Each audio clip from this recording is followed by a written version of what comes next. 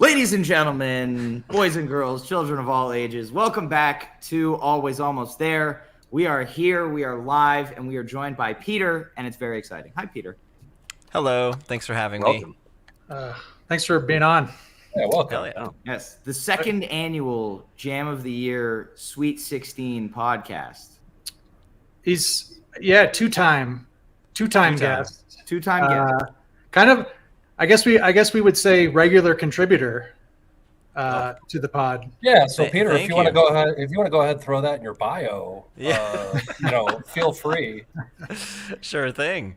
AAT sixth man. There we Sixth go. man. Yeah. I love it.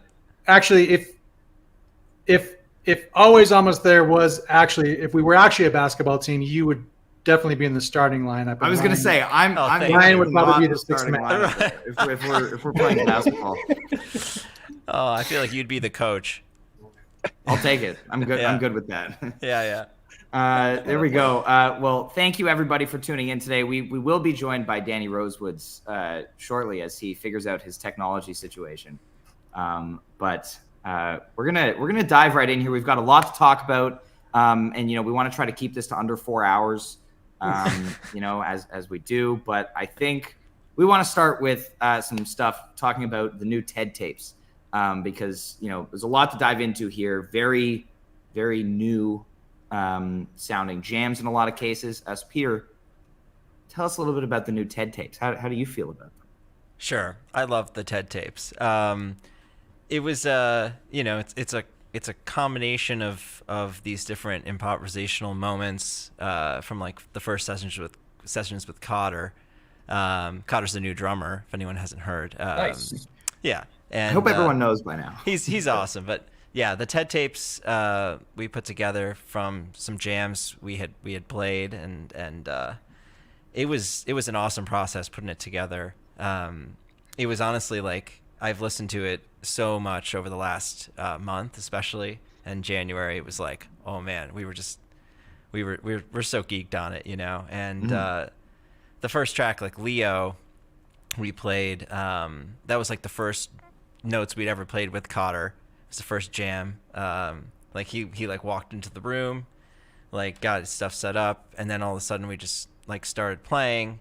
I like ran over and pressed record on my laptop, and like 4 minutes later, we're having like this moment, or at least Rick and I are having this moment where we're like looking at each other, just absolutely geek out smile, just so stoked. It's like, what'd you say, Kev? Did you guys lock eyes? We locked eyes. Oh my goodness! It was one of the most special moments of my life. It was just such a magical moment. That was around like 4 minutes into this jam that now everybody's heard. And then like later on, like the jam keeps going. Like I think it's like 20 minutes in or something. He just like Cotter locks in with Trevor on this groove. And it continues for like another 15 minutes. And like during this whole segment, Rick and I are just like looking at each other being like, I can't believe this is happening. We're just like kind of like making spacey sounds and letting the groove just go. And it was just like, it was a crazy moment. And I'll never forget that. So just having that track out is so cool for me and the rest of the guys. And like the rest of the jams, I mean, Manu, I think people have really liked that one. Is it Manu is the proper pronunciation? Not Manu? I think so. I think it's Manu. Anyway, Us Midwesterners would say Manu. What's up, Danny? How you doing, Peter? You made it. I'm doing all right. Jesus, running.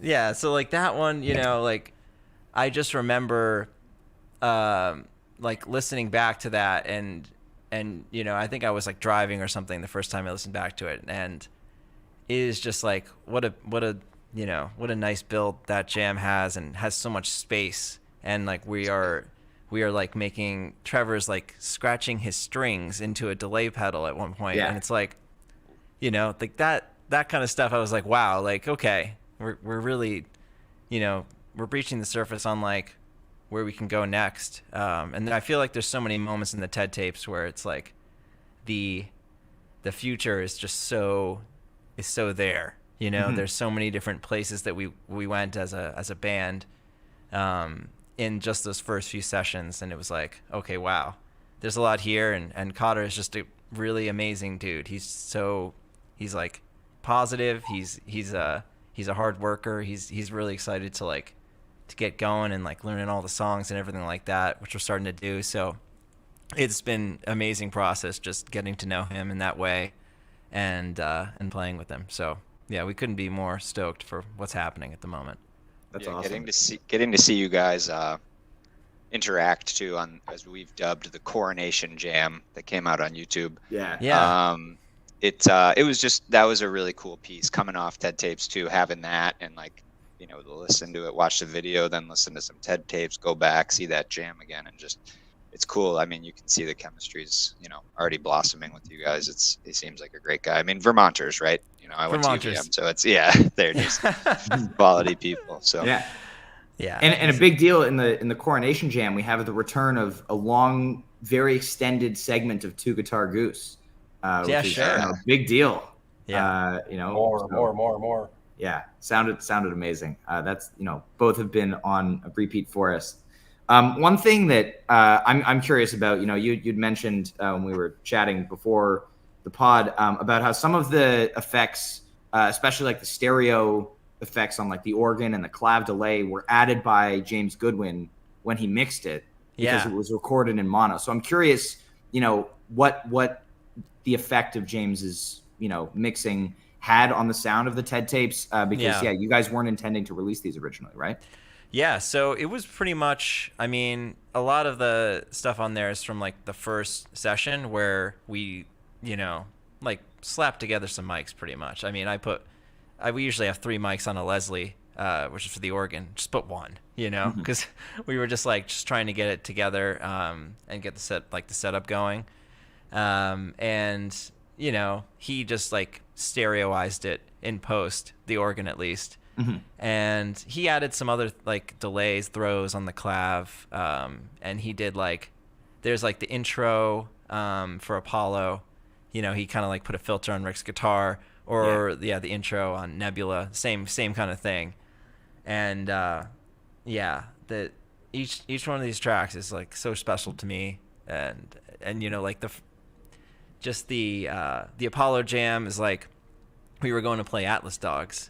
And we just started to jam, that's where you get something like that, and then it fades out because we actually do play Atlas Dogs right after that at the end. Wow, that's awesome.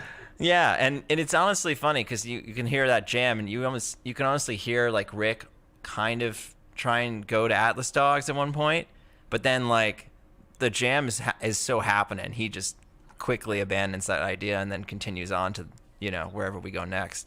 But that one's got that special energy of it was just totally out of the blue, and I mean they were all kind of like that. I think it's really especially the Baku jam was after we it's a 7-2-6 jam. Yep. So we played 7-2-6 and then we kind of kept going. You know what I mean? So it's these moments of oh, okay, we can start exploring these new spaces. It just immediately just happened naturally. So that was really cool. And there's more of that good stuff. Peter, are those the TED Tapes? Are they laid out chronologically the way that y'all started playing with Cotter? No, they're not chronological. No. Aside from the Leo, except for one. Leo being the first thing. Yeah. Yeah. Yeah. I liked that on the Apollo too. You sort of sound like you have a little arpeggiator or something. It's something new on that. You're sort of playing the line, on your keys too. But there was a loop there that I really liked. I feel like that would be a cool addition, and maybe working through some of these newer sounds that you guys can bring into the fold for those songs this year. Yeah, I 100% totally agree. I think in a lot of these jams, just listening back to everyone's playing, I think there is, there's so much more exploration going on in terms of sounds and tones. Especially, I feel I feel like Cotter and Trevor are so locked in, and it's like it really allows for, especially Rick and I to like kind of like get out there and play with more sounds, and especially and Jeff too. Honestly, like the end of I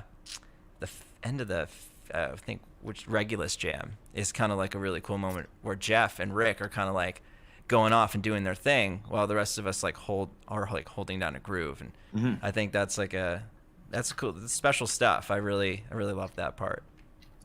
I'd set a platform where people, you have two or three locking in, and then the other guys can kind of move out. Yeah, exactly. I think that's like a cool space to keep evolving. 100%. Maybe that Chiron. We haven't really touched on that one too. That's like the extended. Chiron, like we're French. Okay, sounds good. That's like a dragon. It's like a dragonfly expansion for me. I mean, like we all right away. It's like 10 seconds in, and obviously it goes a lot of different spaces. But like, Rick likes that dragonfly line, as he touched on it all last year and stuff. And of course, the D fly. You like talking about the dragonfly? Yeah, of course. Yeah, I love that one too. That one was like from the second session we had done with Cotter, and it was like really, it was the first time. Because the first session we didn't play with Jeff. Jeff wasn't there. Oh, okay. That's why Leo. We were wondering. Yeah, I think people listen to Leo, and they were like, "Where's Jeff?"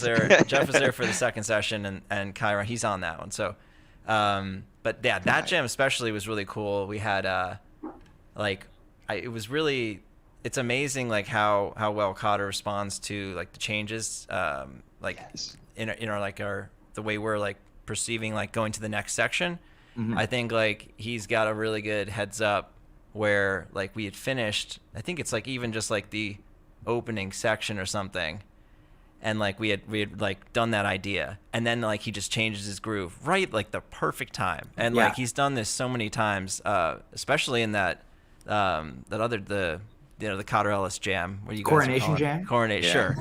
Yeah. Like especially in like that kind of thing, and it's just really, he's definitely like heads up. He's listening so well, and there's so many nuances he's catching that, after only playing with him for a few times, it's amazing. I'm so inspired and impressed by him. That's awesome. And there's been a tease already a couple hours ago that we're going to get some new Cotter music tomorrow. I don't know if you're allowed to spill yet. Will it be another Ted Tapey all instrumental jam, or will it be a song? Okay, it's we won't tell anybody. We won't tell anyone. This isn't live or anything. It's between us. No one's watching. No. It's a jam. It's a jam. Awesome. Yeah, it's a jam from the same session as the first video. Awesome. Oh, cool. It was cool to see the progression too, like off of TED tapes, and seeing it's a little more locked in on that YouTube jam, I think, like, and just maybe familiarized with each other. Yeah, there was definitely that, it was like, what's up, Cotter? We're buddies now. Question from friend of the pod, Jesse. What's the first song that you played with Cotter?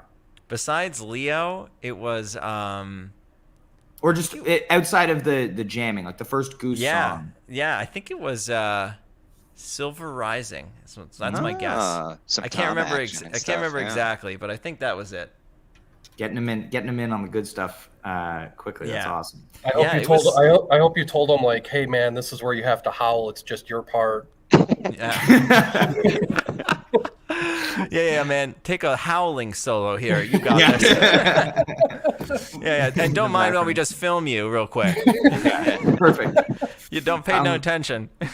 There we go. Well, we could talk about TED tapes for hours, of course, but we are here because today we kicked off the Sweet 16 of the 2023 Jam of the Year bracket. We've got a lot going on here, a lot to talk about. And so as we dive into the bracket, before we talk about the 8 matchups that we've got left, in this round, we want to throw it to you, Peter. And looking at this Sweet 16, are there jams that you think shouldn't be here and jams that you think that should be here but aren't? This is controversial. Okay. Oh, yeah. Well, here for the hot takes. All right. I will say we may react. Going through, I listened to every jam that's in the Sweet 16, and there, I think, in terms of jams that I think should be there that aren't, there was a Earthling or Alien jam from the Cap that I really liked. Cycle. Yes. I thought it was super unique, and that jam stuck out to me as like, oh wow, this is different, And I think when talking about jams and improvisation, the truest form is when you're doing something like maybe you haven't done before. It's like you're exploring new territory. So I thought that one was like a great instance of that. I don't think it like doesn't have like a super huge peak like some other jams do, and maybe that's like, I mean, everybody has their different interpretation of what their favorite type of jam is, or like their favorite jam, But that one was one that I thought was really good. I really liked. Let's see. Going through here. Yeah, that ERA lost to the Empress from Eugene, which is a great jam too. That one, that one's also good. I think the Earthling was more a victim of its seating than anything else. Sure. I think most of us agree that it should have been higher.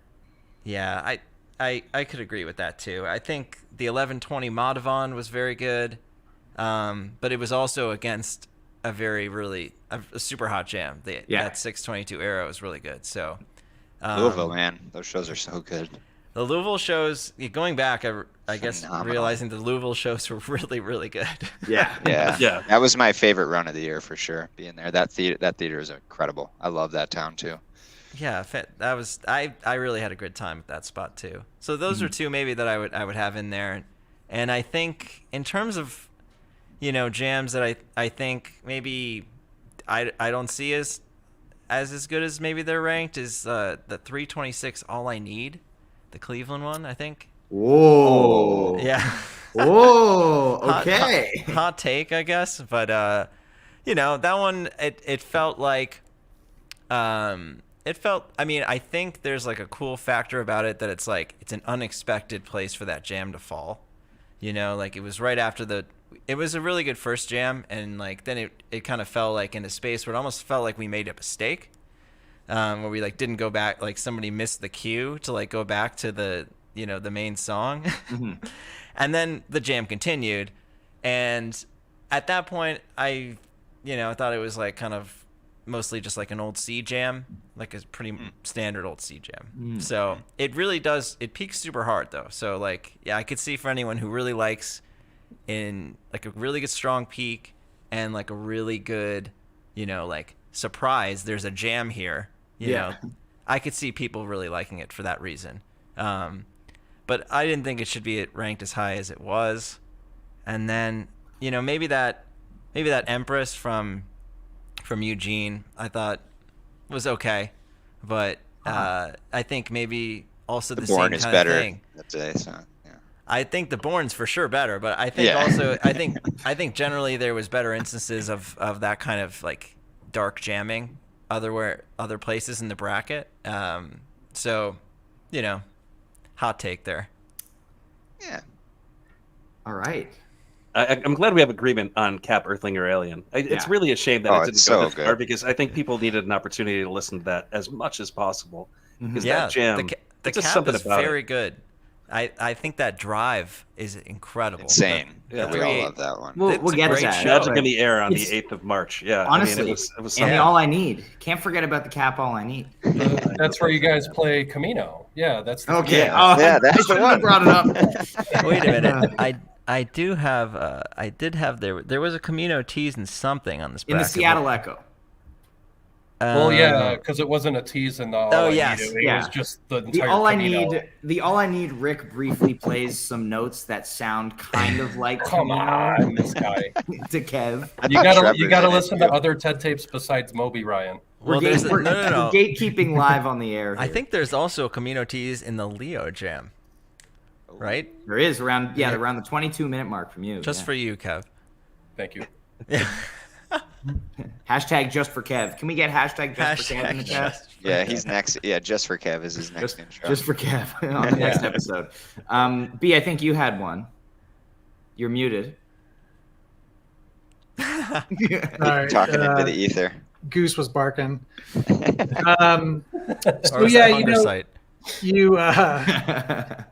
you touched on this kind of a little bit, and talking about the Cap Earthling especially. that it sounds like that's a memorable jam for you, right? Yeah, I would say so.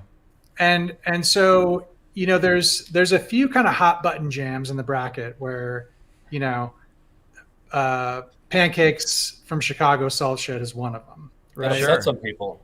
And so it kind of sparks this debate around, you know, how people define jam and is it improv of the year or jam of the year, and it can be anything for anyone, you know, to me. But when I actually did have that Pancakes, you know, it was in my top 30.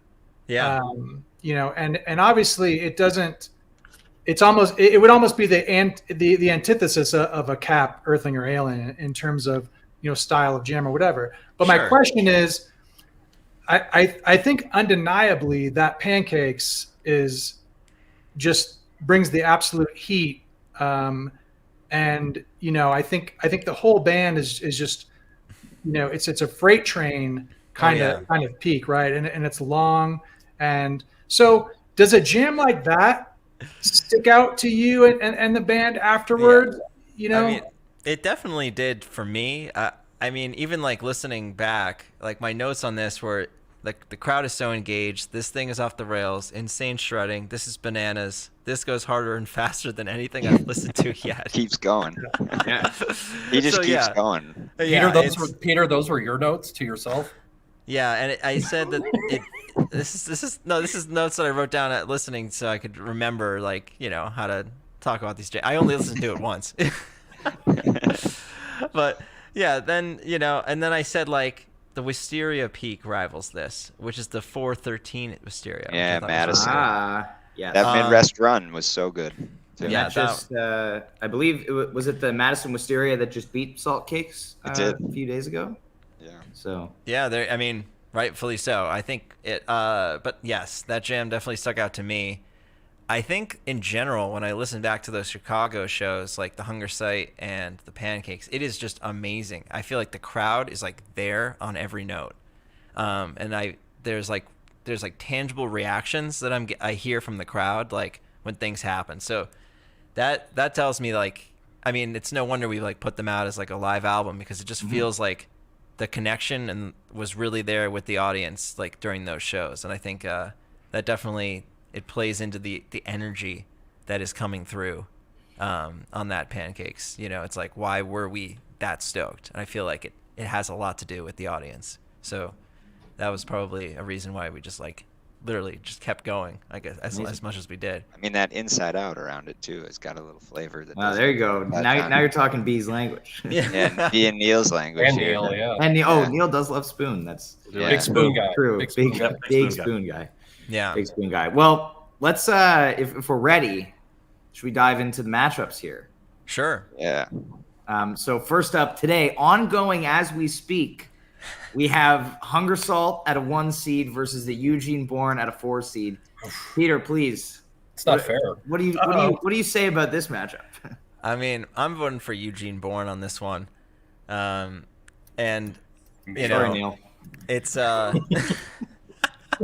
Eugene Born is, I think, after listening through all the jams, I've got like, I've only ranked it to like my first and second favorite of the whole thing. So this is my number 2, and we'll get to my number 1 later in the bracket. But all right, this is my number 2 jam, Eugene Born. I think it's amazing. It's got a totally new space for Goose at that time, and it's just like, it's really cool. Like I listened to the whole thing and I didn't want to like skip any part of it.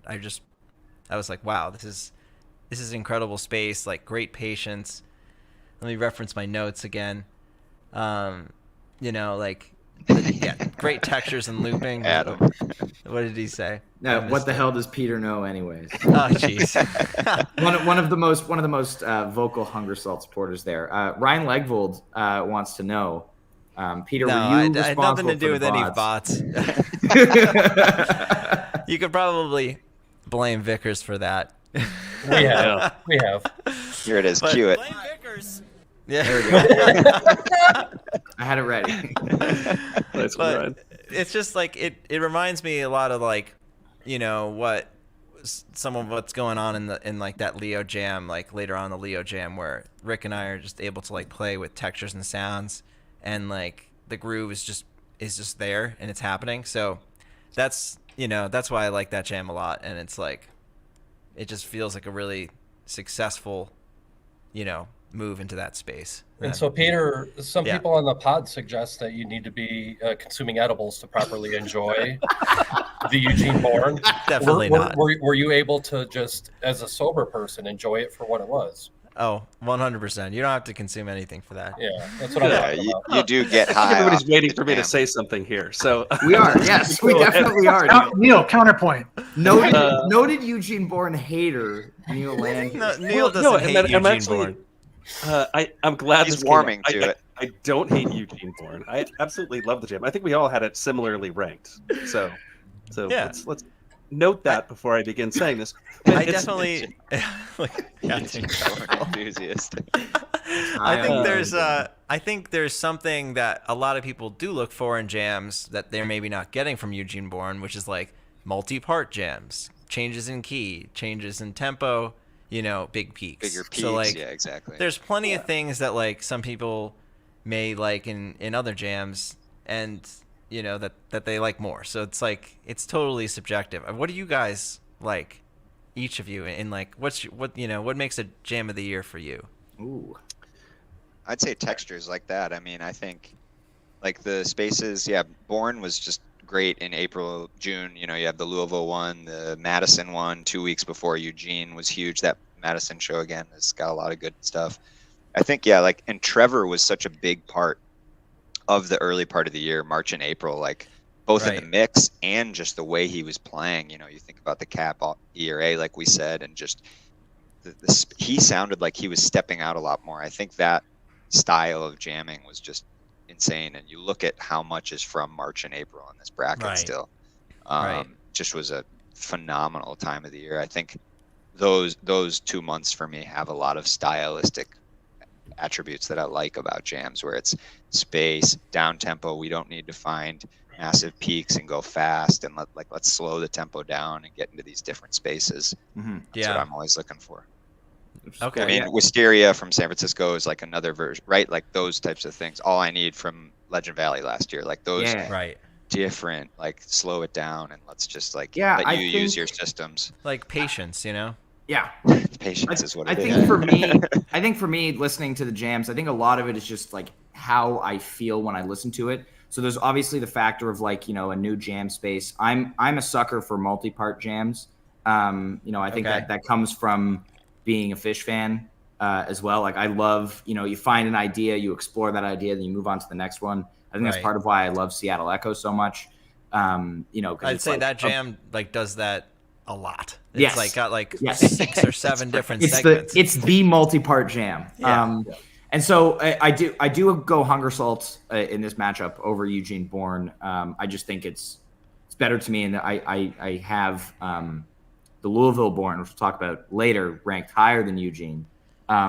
For a large reason, because it does that cool spacey patience thing, and then goes into other cool sections, which Neil is gonna agree with, of course, because he hates. That's what I was gonna say before. Is if you want to just use Bournes to kind of talk about what you look for in a jam. If I take that Louisville Bourne and I put it next to the Eugene Bourne, the Louisville Bourne gives me what I'm looking for, which it does go to a similar space as the Eugene Bourne.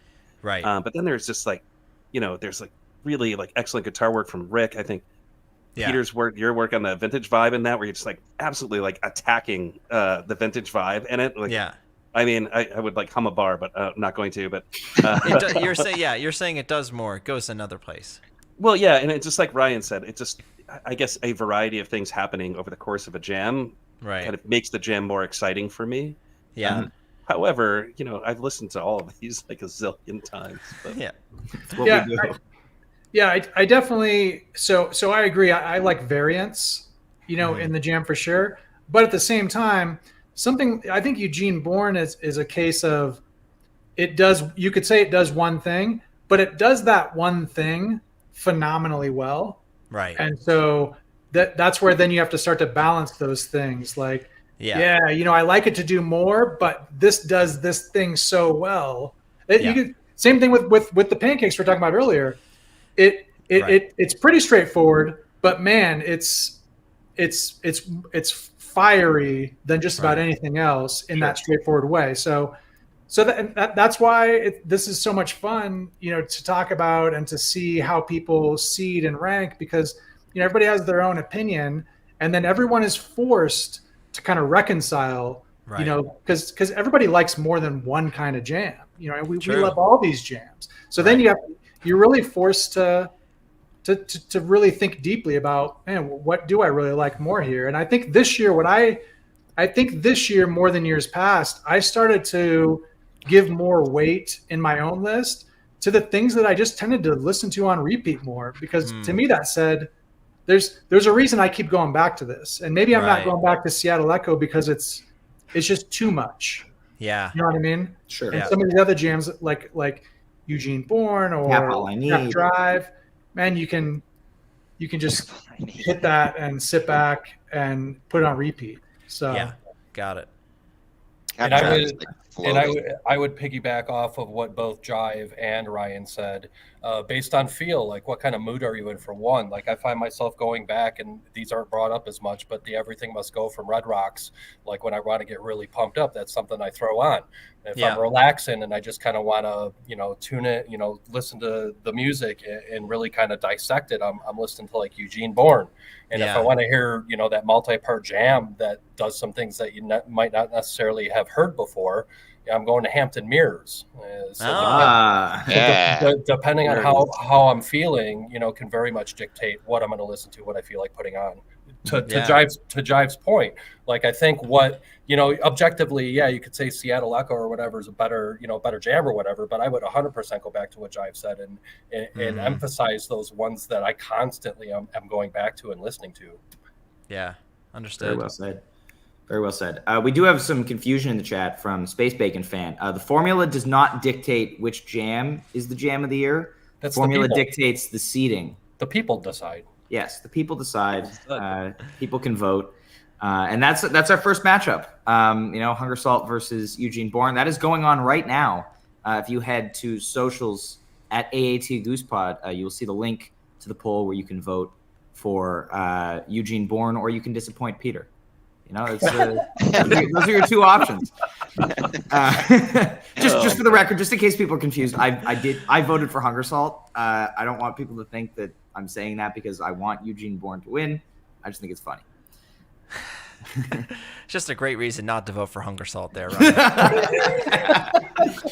There we go. No, I mean, that's also a great jam. I think at the time, like, after we played that jam, I was like, okay, that was, as you can tell with like a lot of things that like end up on YouTube, I was probably like pretty stoked on that moment of music. I was just like, okay, that's probably a video, right? Like that one. I think Pancakes made it up there too from Chicago. Phoenix Arrow.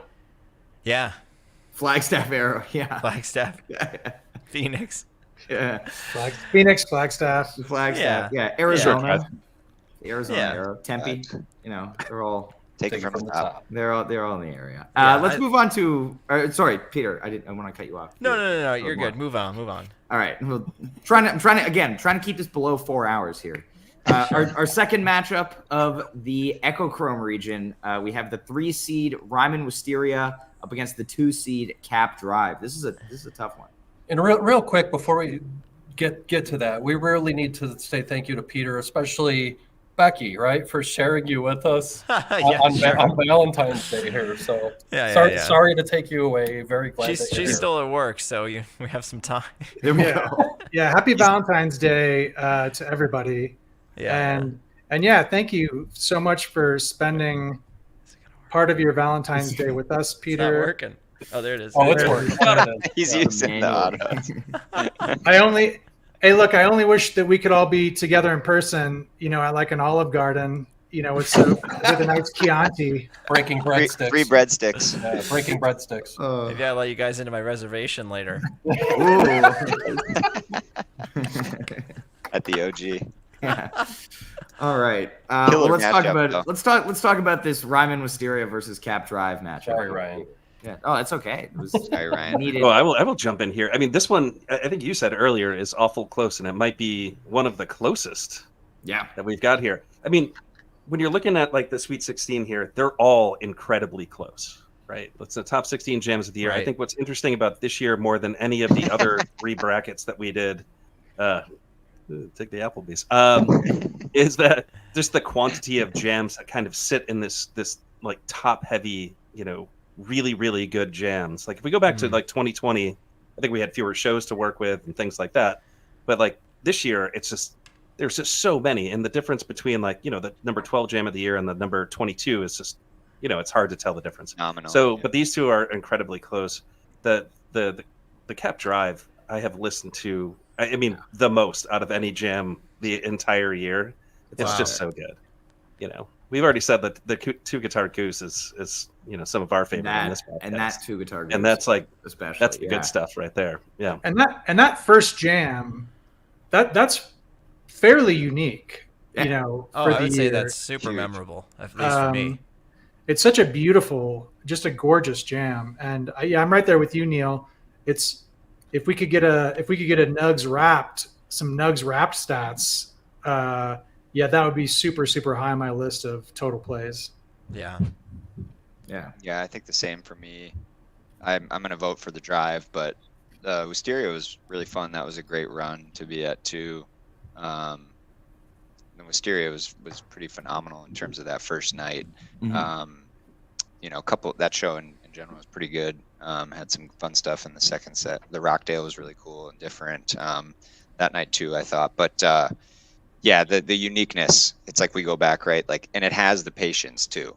The drive, like that first, it feels like I'm floating every time I'm listening to that drive. It's literally just like those are those unique spaces that we don't always touch on, but like they're there. So it's when you find it, it's like a down tempo, like dream space kind of for me. It's just like, and just so many layers and like washes of sounds. And then, we get a little flavor at the end of picking it up too. But that one's going to take, I did have a question for you, Peter, about this before we let you give the full thoughts on this matchup. When you're dropping into the jam and drive in this version, at least, because of all the changes to the arrangement of drive and how it's played that have happened in the last couple of years, it sounded to me in this one, that maybe Rick was hitting the chords to the whoa section briefly, but you ended up going into the jam instead. And I'm curious if you guys had talked about, or you guys talk about before you play drive, like,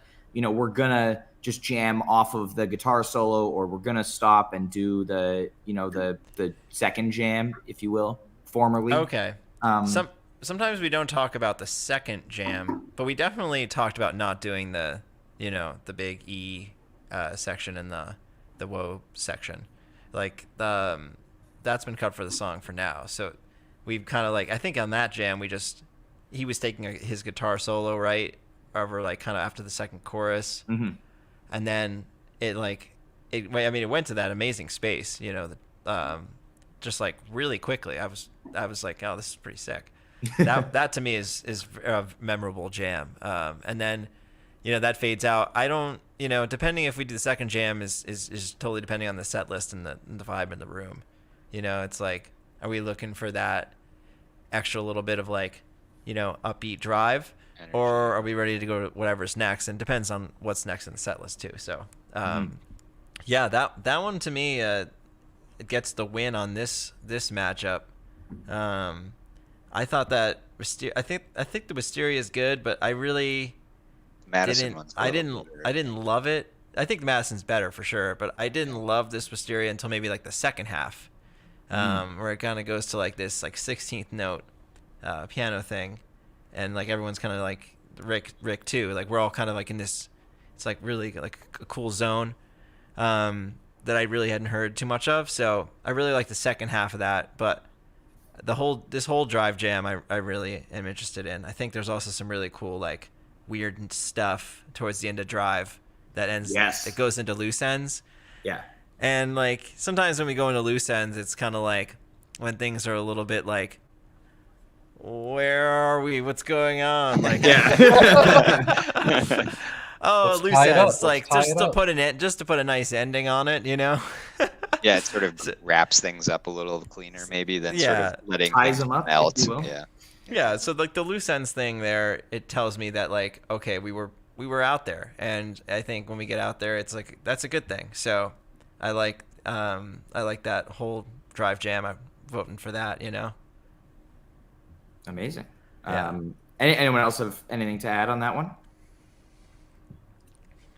All right. Well, let's move on to our third matchup here. Moving into the Inferno Prime region, we've got the Seattle Echo versus the Portland Hot Tea.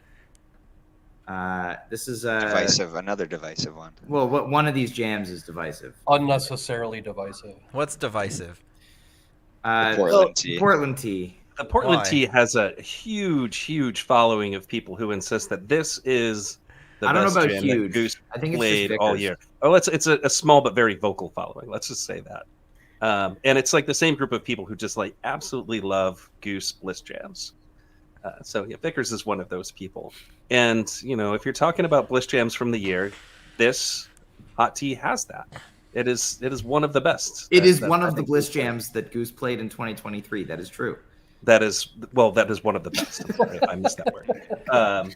So there's that, and then you've got it against the Seattle Echo, which, like, I mean, this matchup is over before it even begins. Right. You're judging kind of one small Bliss segment out of a reasonably long Hot Tea. I think that's like the one thing that everybody really loves about that Hot Tea versus like the Seattle Echo, which is just a multi-part monster that has so much good stuff going. And actually, that brings me to a question, Peter, if you don't mind.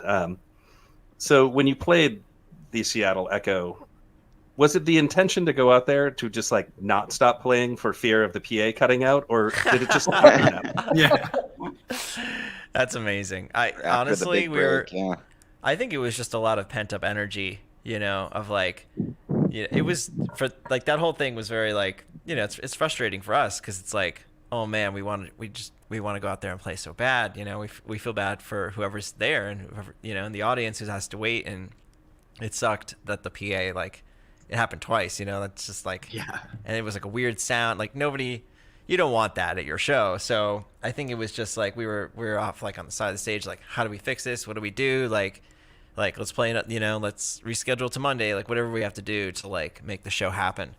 And blame Vickers for the technical and then y'all locked eyes and said JOTY.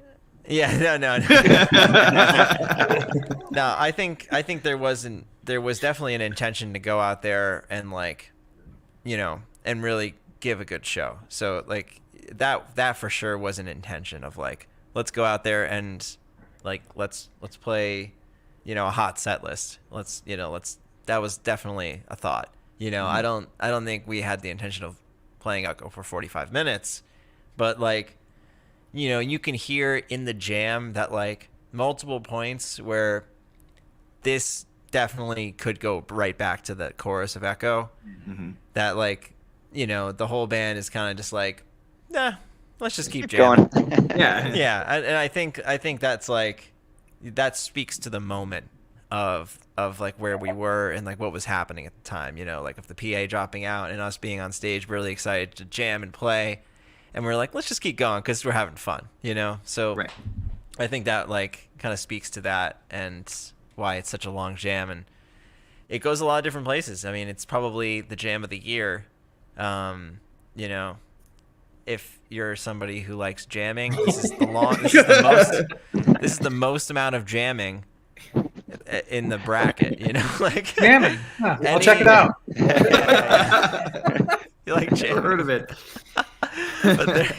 So was that like a reworked set list too? Like when you got like, right, you go back and it's like, I believe it was, deal with this. Like you're just like, let's just reframe. I remember seeing the written set list after an Echo was not on it at all. Wow, that's crazy. Yeah, like let's just bring the energy back in there. Yeah, I don't know why it ended up being Echo. I can't remember, but you know, it definitely like the vibe. It goes all of the places that like we were going at that time. You know, of like it you know, it goes all the other. It has a dark jam. It's got a Bliss jam. It's got like the clav jam. It's got a sick clav jam. Oh yeah. It's got it's a big major jam. I mean, like it goes like my notes on this are like goes to A minor, goes to D, goes communities, it goes to F, like goes back to G, goes to E minor, and then it goes back to A. And then like when it goes back to A, which is like the main theme of Echo, it like doesn't stop. Like it kind of like keeps going. So I was just like, this is pretty awesome. I don't know if it's my number one, but it's probably going to be a lot of other people's number one picks. There we go. Yeah. Peter, we do have a thing. You do have attendance bias. That is true. That's fair. A permanent. Hard to dispute. Bias as well. Yeah, hard to dispute that. I mean, that's that fair, would make me just a proponent of all of the jams, though. You probably have some though where like after the fact, like you sort of alluded to, you have a certain feeling after that, even though it might not resonate with everybody. It's like those are memorable for me.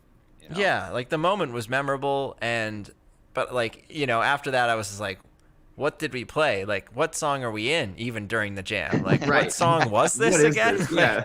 When you get super far out there, you almost can forget like what you're doing, or like. You ever had a moment where you have to go into the talkback and be like, where are we returning to? Where are we? What song are we playing, guys?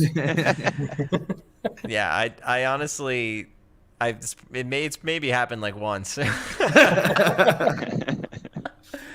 But we certainly feel that in the crowd. Sometimes you get really far out there, and the Hot Tea's not a bad jam either. It's like, it's definitely a really unique space for that song, which is cool because Hot Tea gets a lot of like, it's kind of like it's evolved into this like kind of shredder song, where it's like, and you kind of like build a funk zone, but like doesn't go a ton of places improvisationally. So I think like the reason this is probably ranked so highly is because it did once, for a change. Yeah.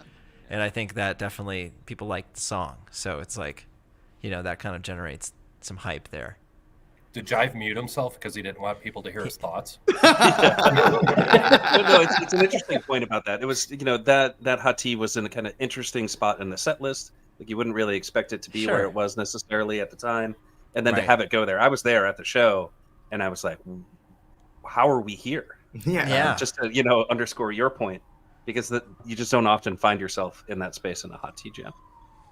Which is cool. Like, I think that's like part of what makes a great jam cool as well. It's like, well, is this surprising? Like, am I, I think is there like some element of, like the band's going out of like their comfort zone, in this particular moment. I think that is cool.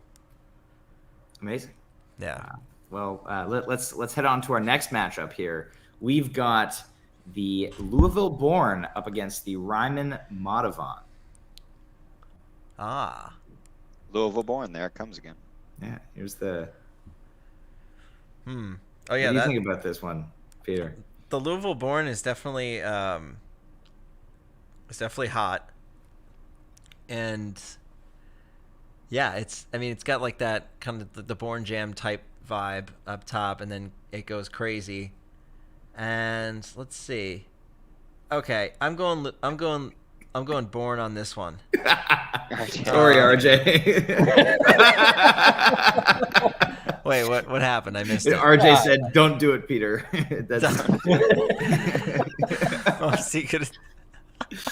What does he care about? He cares about the Ryman Madhavan. He likes that Ryman. Oh, he likes Lord's name in vain on the day of Lent. Yeah. Oh man. On Thatched Wednesday. Yes. So yeah, I think I actually prefer the Madhavan from London to this one. So it just didn't really hit me in the same way. So I'm voting for the Born. But what do you guys think? Diddy ass. Well, I'll say matchup. I mean, I really love this Louisville Born. It's a very, very good jam. This Ryman Madhavan reminds me of jams, actually a couple jams. Now that we're here and we're talking about it, so back to the Cleveland Rockdale from last year, very, very similar jam. And more recently at the Arabelo show in Thatch, there was that earworm jam that I was trying to put my finger on, and it is very, very similar to what shows up in this Madhavan. So it's the jam is. I mean, if you listen to, I have not yet listened to the Thatch again since I was at the show. But if you listen back to the Cleveland Rockdale and you listen to the Ryman Madavon, you can hear those distinct sections that kind of sound familiar. But I actually think this Madavon is pretty darn good. I think I actually like it better than the Cleveland jam. But in any case, so there's a familiar jam there, which is interesting. But this Louisville Born, it's just got so much cool shit in it. Like it's just awesome. Yeah. So I like this one. And I would definitely say Louisville Born, and I would like to use the rest of my time to ask you guys, what the hell were you talking about with the doctor and the doctor is in? And the London and Diddy ass and the London Madavon. Yeah. It's DDS. Oh, I know. Yeah, but being Diddy as well, it was a good little play. Diddy ass. The doctor is in DDS. You know, Doctor, we'll see you now. That's all I can say. You know, can't really go into more detail there. Ouch. Yeah, you don't want to violate HIPAA. There you go. Exactly. That's. I mean, while we're talking about the doctors in, like the London Madavon, at least the initial part of the jam has a very similar kind of vibe to the beginning of the Ryman Madavon. And one of the things that I love about the beginning of the London Madavon so much that you can't do on your rig in the States is the blending of the synth and the organ tone in the early part of that jam, which just sounds so cool. Right. Thank you. You're welcome. I remember, I think I said to you after that show, but I just remember like I was freaking out at the time. Like he's blending synth and organ, and they're both going through the Leslie, and it sounds awesome. I mean, I love that shit. I love it. Haps can attest to that. He was next to me while it was happening. But yeah, that was really cool, and I also go Louisville here. The multi-section as well. Sorry, Jive. Yeah. Didn't mean to. Well, I'm glad that the London Madavon came up because it was actually in my Sweet 16. I'm a big fan, and I just wanted to ask you, Peter. So when I love that kind of playfulness with the Doctor will see and all that, and so it always makes me think of the August 10th. 2019 All I Need with the Lionsgate Portal. Yeah. I love that jam so much. And then there was a Steamboat Drive. And then there was the one something the IUB stuff? There was the one at Resonance, right? That was the She Does My Stocks. Oh, She Does My Stocks. Vocal, in the Ghostbusters. Stock She Does. Yeah, that was I know about the IUB connection because in the London Madavon when you guys started doing that, Bruce started screaming IUB at the stage. I don't know if you guys could hear that, but IUB. Good old Bruce. Yeah, it's cool to see, and like those are just good elements. Like you said, it's unique. It's the playfulness, like hearing you guys on stage, and I know with being in Europe, it was like that gave you that space maybe to step out a little bit, right? Get into sort of a different comfort zone, and we you might not have got some of the huge jams that tour, but Paris All I Need, the Brussels Animal, like there are some great highlights. Tekla All I Need, he says, some of and us really like the Tekla one, but it was just like a lot of those shows were very rock based. We sort of that was our sort of consensus, I would say, on the tour as a whole, after being able to tune in. But it was cool to see like maybe we have a little more time here, like let's step out a little bit more tonight. Right. It was wonderful, and just it's, everybody likes a little stage banter, of course. Oh yeah, I love those moments. I think it's just clear that the band is having a lot of fun, in those moments, and that to me is just like so memorable. Like you just easily can rattle off the ones where like the band that had like some like weird banter in the jams, because it's like it's just memorable. It's amazing. It just creates like an energy in the improv where it's like, oh, anything is possible. Like we're gonna get on the mic and say weird stuff, like, oh, I can make any sound right now. We're gonna talk about dental hygiene. I think like that is such a cool part about like the beginning of the mod jam in general. It's like there's no rules, for like a certain amount of time where I mean, it could be endless, but you know, Swirling. there is kind of just, you can do whatever you want in that space. And I think like the Madhavans that stick out to me are the ones where like we really do take that moment and like explore. You know, I think like that London one definitely, and I think the Ryman one, I think that happens too. But I didn't think like, I guess I just didn't feel like the patience like stayed there as long as it did in the London one. You know, so like that's why I like the London one more, because it really felt like we committed to it and we like went for it. And I think like the jams that I like the most are like the ones where I'm like really proud of the band for sounding like Nice. Yeah. for like executing an idea or like listening well together. Like I can hear it, you know? So it's like you can tell that was really happening in the London one. So I really like that one. But yeah, let's just mash up again. Yeah, Amazing. Born. Yeah, right. Louisville born Ryman Madhavan. Yeah, it all bring it back in. Before we move on, just speaking of Europe, has there been any talk of doing some kind of official release? Not yet. I think there's just been so much going on because of the drummer change and everything like that. So not yet, but that's a cool idea. I mean, we'll probably be going back too. Will there be Yeah. vinyl? Kev Yeah, I was gonna say, Kev really wants to buy some vinyl. Well, it's been a while. and I'm very happy that you guys brought that up, because I actually, while we're tying up loose ends, is there a chance that these TED tapes might make vinyl? It's definitely possible. I mean, Yeah. it would. You be guys like money or no? Yeah. Question is, do you? No, He no, likes spending money, that's for sure. Yeah, it would be like a 6 LP box set. Don't get Kev too excited. So yeah. I mean, I crunched the numbers. I mean, Yeah. you'd have to split up some of the. You'd have to split up Leo and Chiron. So there is that. But like we've split up jams before, and it's possible. So, it could happen. I'm not gonna confirm or deny. Yeah, I just crunched 5. Yeah, I just crunched the numbers as well in relation to the Radio City box set. Yeah. I'm yeah, kidding. that one's a 12 LP. Yeah. There we go. All right. Exactly. All right. Well, thank you. Glad Kev one got reason that opportunity. One reason we have talked about doing it, I mean, it's definitely been talked about, is like I love like what our buddy Will Thresher did with like the symbols, and he made all those symbols himself, and then he like created stamps of the symbols and like stamped them on paper and then took photos of the stamps and used that as the cover art. So he physically made all these stamps. Wow.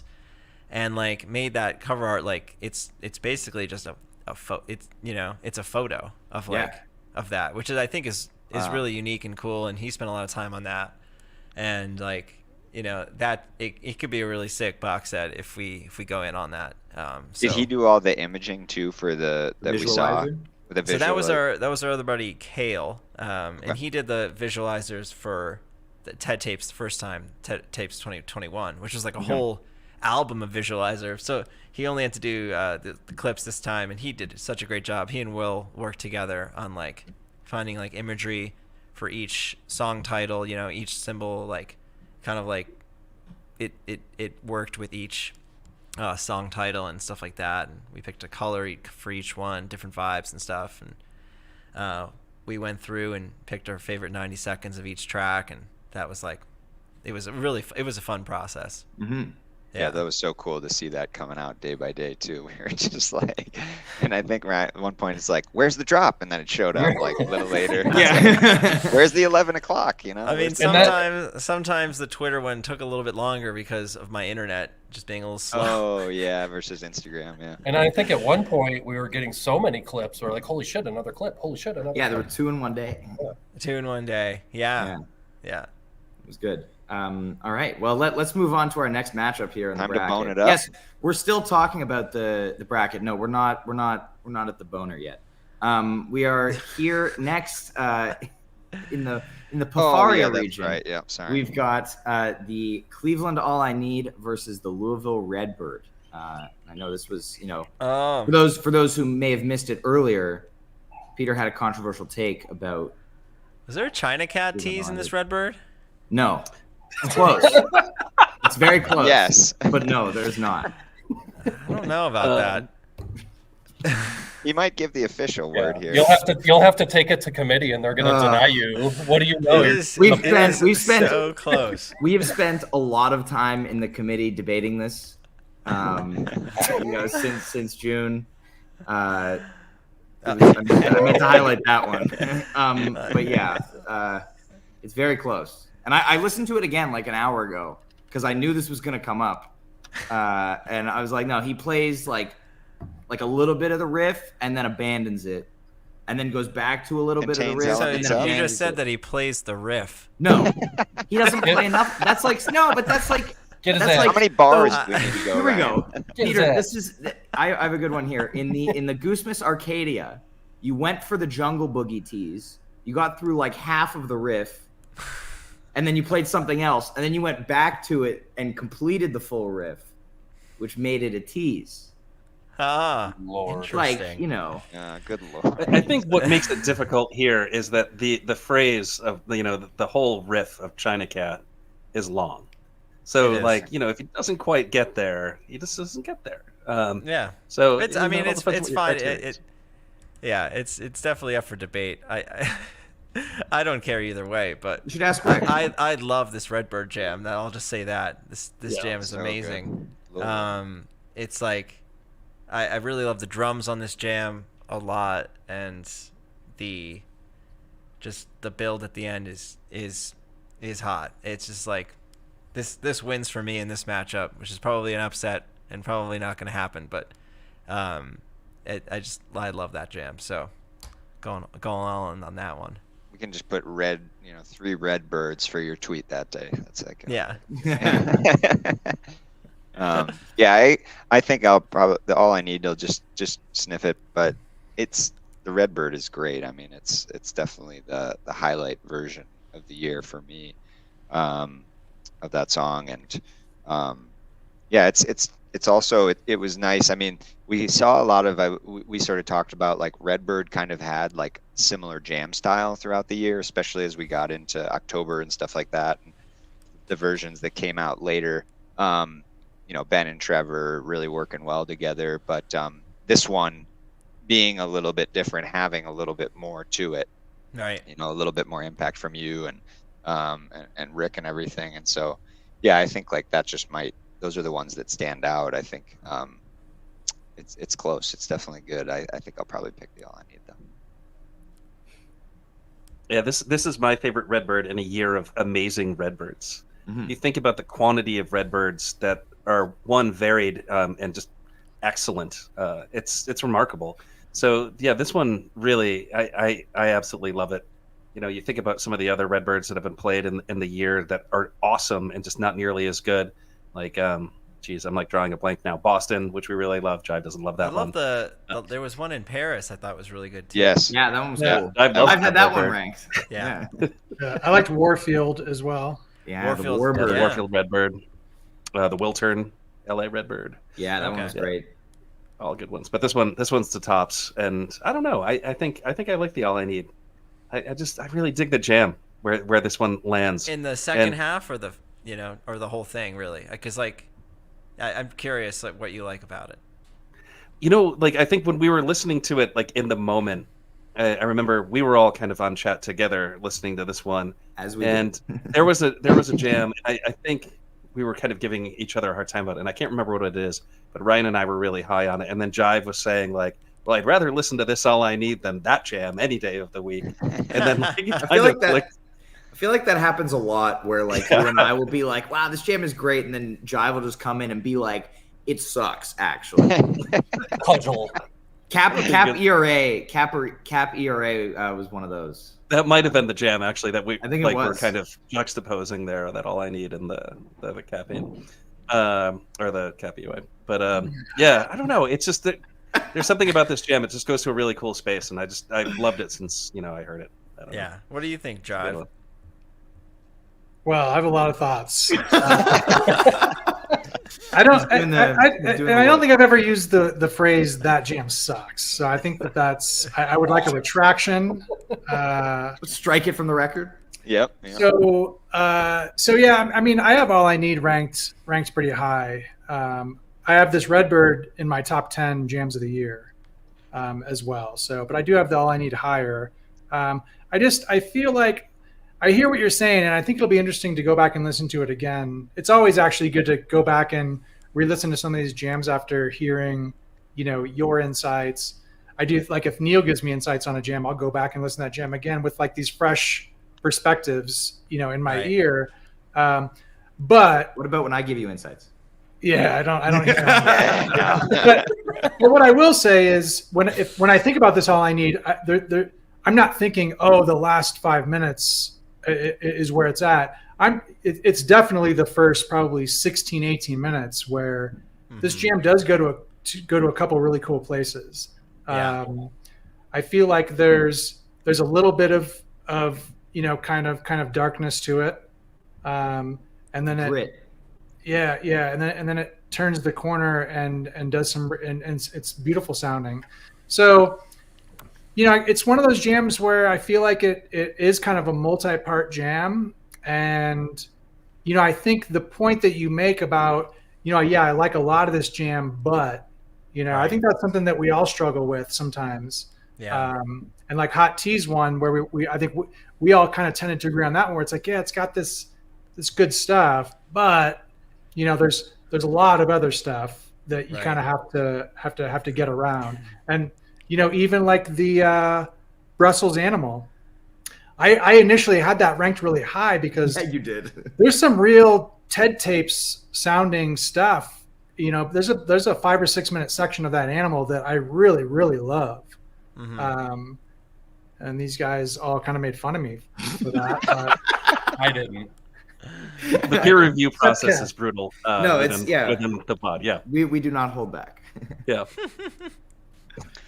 It's interesting to take that. Sorry, Ron. That part where you said though, Peter, where it's like maybe we didn't find the return, and so you get into this space, and it's like the band feels a little unnatural in that space, and it's like, yeah, we're still going. Right. Whereas somebody might just be like, I love that section.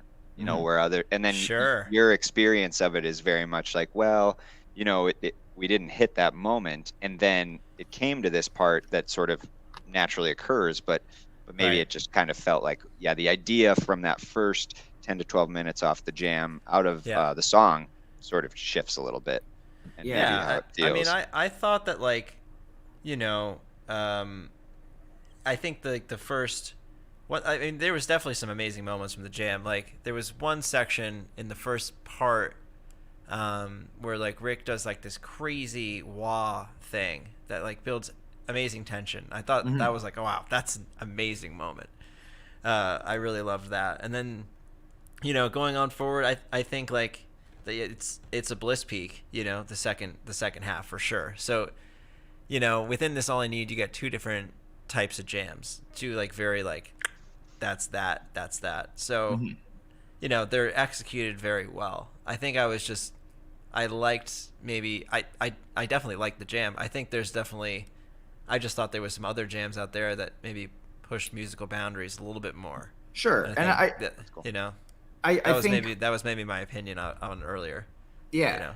And I think we talk about, bliss jams a lot, and sometimes like, okay, like here's a bliss jam that, obviously that's a very familiar terrain for you guys in a lot of cases, and so you can do it and you can do it really well, but might not necessarily be a jam of the year candidate. I feel like with this Cleveland All I Need, it's a higher level of bliss jam to my ears. It's like it doesn't just feel like you guys hit a major modulation and you're just like feeling good going to a peak. It feels like you're really like you guys take the time to build that peak really well. And you mentioned earlier how like that like pseudo second jam kind of came about because of like a missed cue going back into the song. It feels like that. I don't remember what exactly happened, but it felt like that to me. I should check out the video. But yeah, at least on the listen back, I was just like, you definitely hear like, well, it's unique. Somebody hits the D, but like the band doesn't change, So it's like it's like it's unique. I thought that it was cool in the moment. I remember thinking like, oh, like, they came back in, but then, they were like, oh, we're not really done with this yet. And so I love that you guys took it out again, especially, given the fact that we haven't had a All I Need second jam in a year and a half. And just to your point about the second jam, it's like sometimes the most unexpected, like the, what's it called? Legend Valley one. Talked about that last year, yeah. Second jam was like an accident. Yeah. So like, you know what I mean? So it's like sometimes those unexpected moments or like those mistakes lead to awesome, there you go, improv magic. And I'm definitely not like bummed by the fact that we missed the cue. I think it was like more so of less, it was just like, I thought there was like more, just better improvisational moments, There we go. And it's, Miles Davis said it, and I'm paraphrasing here, but it's not the wrong note. It's what you play right after that. Yeah, there's no wrong notes. Yeah. Yeah. Victor Wooten. I was going to say. No wrong notes. Exactly. Yeah. G is amazing. Oh, well, I think we're going to summon Vickers magically by talking about the next matchup here, which is the Eugene Empress up against the Philly Echo. Yeah. Peter, your thoughts? Well, this one is Eugene Echo all the way for me. Philly Echo? Oh, sorry. Yeah, nice try. Oh, that's hilarious. Yeah, so it's the Eugene Empress and Philly Echo. All right, so the Philly Echo, this is probably my favorite jam of the bracket. Ooh. And you just made Vickers' entire year. Yeah, thank Vickers. Thank him. Yep. Yeah, thank Vickers. Yeah, I thought it was fantastic. It really just goes a lot of different places. It really has I think the band's listening very well, jamming patiently. There's a lot of good interaction. We modulate keys a lot, which to me it just shows that the listening is there and it happens pretty smoothly, which I really like. And then it goes into this crazy dissonant section, which I think is my favorite kind of dissonant dark section of the year. And I mean it is just it's so freeing and incredible, and then it comes back to the echo and just whoosh, slams in, slam dunk on the return. Just so strong. I think there's not really a wasted moment in this jam for me. I just listened to it back to front. I was like, awesome. Just didn't really have a moment where I was like, what's going on here? Yeah. And you spoke about video jams. I think this was up on YouTube before 9 a.m. the next morning. Yeah. I remember Neil and I, we woke up and we were like, oh, Peter already put up a video from last night. Yeah, I forgot how much I liked it, I think when I originally was just thinking back on the year, I thought about much different jams than when I listened back to everything. I had kind of created a ranking of top 4, top 8 without listening back. And then I listened back and it completely changed. This one maybe wasn't even on there, and I actually really like it. So this is a amazing jam. I think the Empress is cool, but I think that it gets to a dark space. It's definitely not as captivating as this Philly Echo. And I mean, it's definitely a unique Empress. I will say that. Probably the best of the year. But Philly Echo it is for me. Yeah, I mean, I'll back you up 100%. I mean, that's exactly how I feel about these. The Empress was cool because in the moment when we heard it the first time, we were like, holy shit, this is Humphreys McGoose. I mean, Rick goes just absolutely bananas. And actually, foreshadows the Empress that comes later with Humphreys. Yeah, I mean, that one was just really cool. And I think in the moment we were super psyched on it, and still I'm super psyched on that jam because it just, it's not your typical Empress. And and when that happens, it's notable and exciting. But this Philly Echo, I was there for it. I was standing next to Vickers for it actually, which is the funny part of the story. And there's something about when you see a jam that just is awesome, and you kind of turn to your friend and you say you hearing this? This is amazing. And that jam had no fewer than like a dozen of those moments, and like every time you do that, you like look at your friend and say, like, you hear this? Like, it just builds excitement. And like I think that actually follows the music, and it's just more and more. There are just things like how is this even happening right now? Like, is this reality? And then you have like this explosive peak at the very end, which was just so wonderfully built up. Right. This was like my favorite live music moment of the year. Wow. 2023. I mean, I absolutely This was great. I mean, I was literally jumping up and down, like screaming and yelling. I mean, it's something. I feel like I was too awesome on jam. stage. I think this is the one where I like played guitar with my foot or something. Yeah, this was the one exactly. And mostly, and the whole show is that, or like you barely touched the guitar that show. Is that right? Oh, yeah, I that think is that was maybe the one the. time. I was gonna say that was the only time you touched the guitar, the entire show. Whole night. Yeah, that's what I thought it was. But yeah. we did have a request to. Never mind. It was such a freeing jam, and the energy was built so well. I totally agree with that. Like but it wasn't built in one area. Like it did move around, but the energy still kept building, which I thought that's cool. I mean, like that definitely shows a lot of patience, shows a lot of good listening. I think those are like the two key things for good improvisation. Yeah. Just real quick, I've got the echo just a couple spots above the Empress, but so good on Eugene though for getting 2 jams into the Sweet 16. One of the Louisville nights, Right. Got that as well. So, hot show, and it's funny because I think that's what you guys are playing so many shows now, and one of the other things that a lot of people will talk about is this show versus that show or whatever, but there are, it's not incredibly often that you'll get like 2 or maybe 3 standout bracket worthy jams in the same show. Sure. So to end up with 2 in the Sweet 16, I mean, that's pretty awesome. So you guys were definitely got a good night's sleep that night, the night before. So I know that always helps.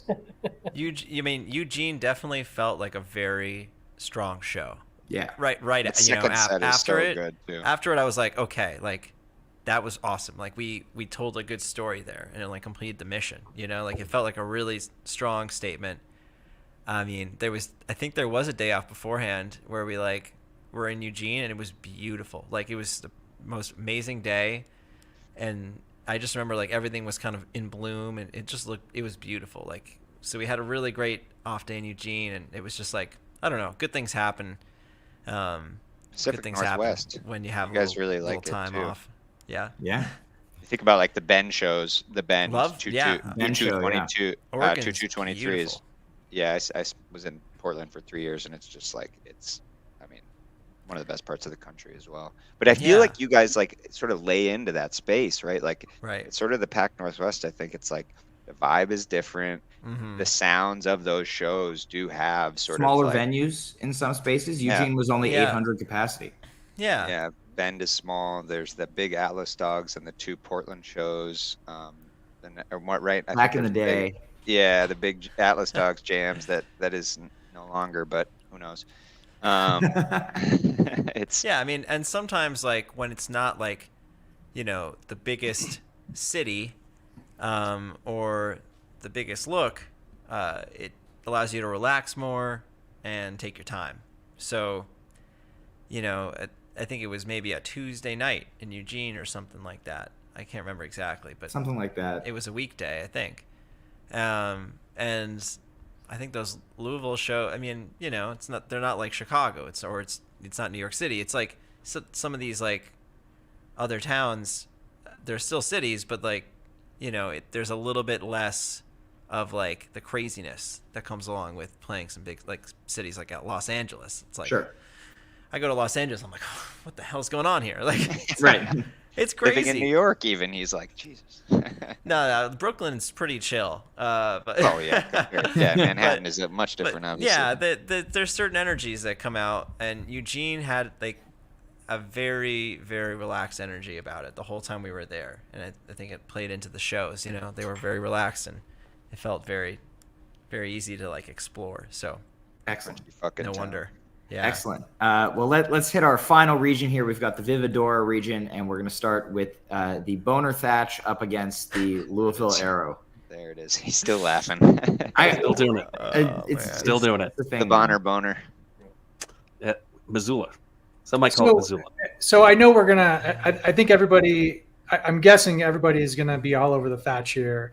But just real quick about this Arrow. So Neil, you were talking about the Rebelo Thatch. Hold on a second. Hold on. This Arrow all the way. Ooh. Okay. All right. Save that hot take. Arrow. All right. So Neil, you were talking about the Rebelo Thatch, and I can't take credit for this. Somebody else posted this, but there seemed to be a Louisville Arrow Are you on social jam in that a Rebelo Thatch jam.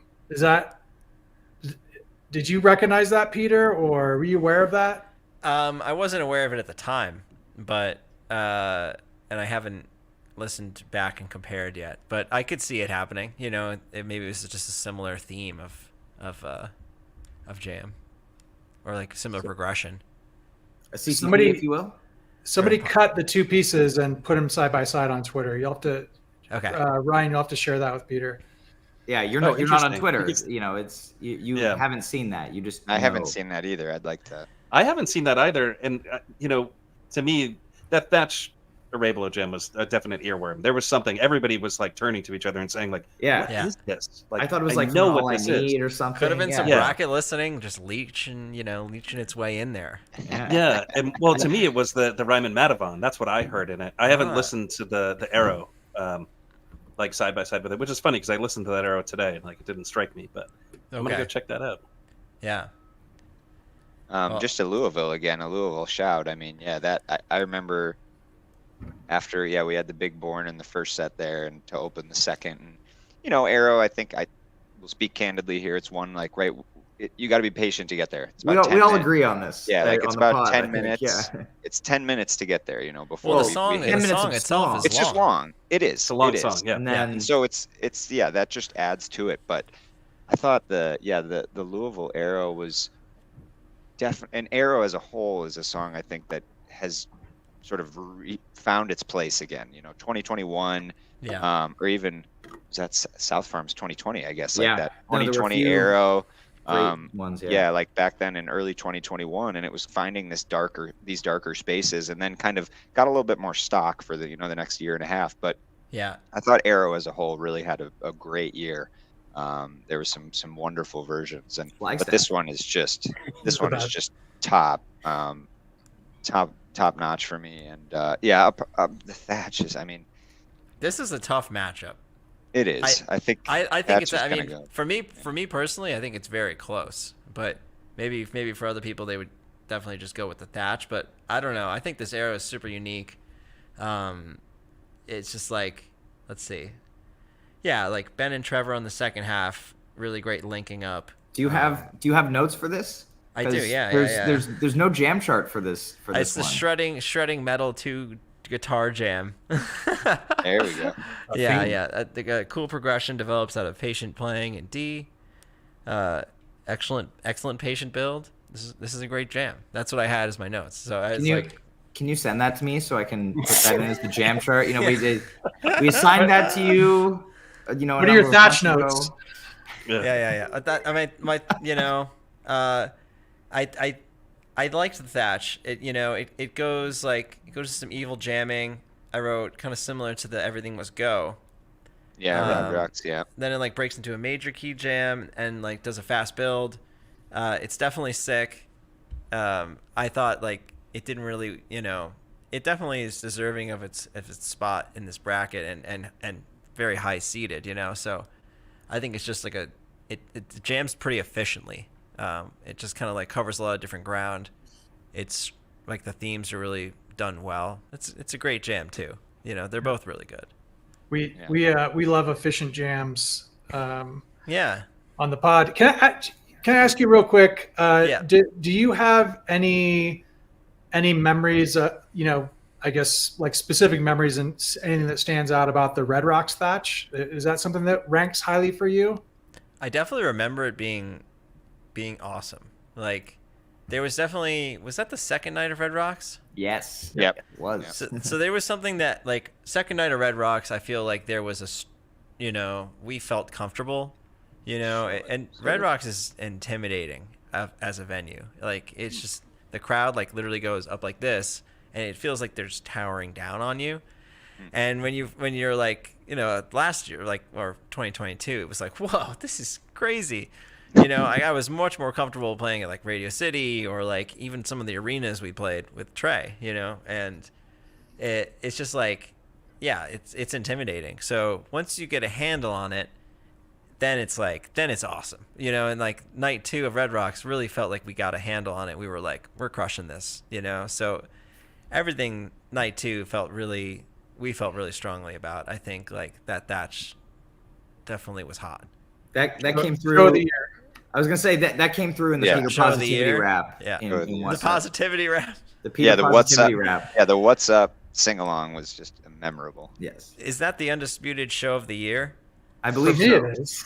Yeah. We were all there together, and I think we agreed on it. Yeah. In the moment. Attendance I think bias? that's too much fun at that show. Maybe. There's definitely some attendance bias. Not in Colorado. but- It's not.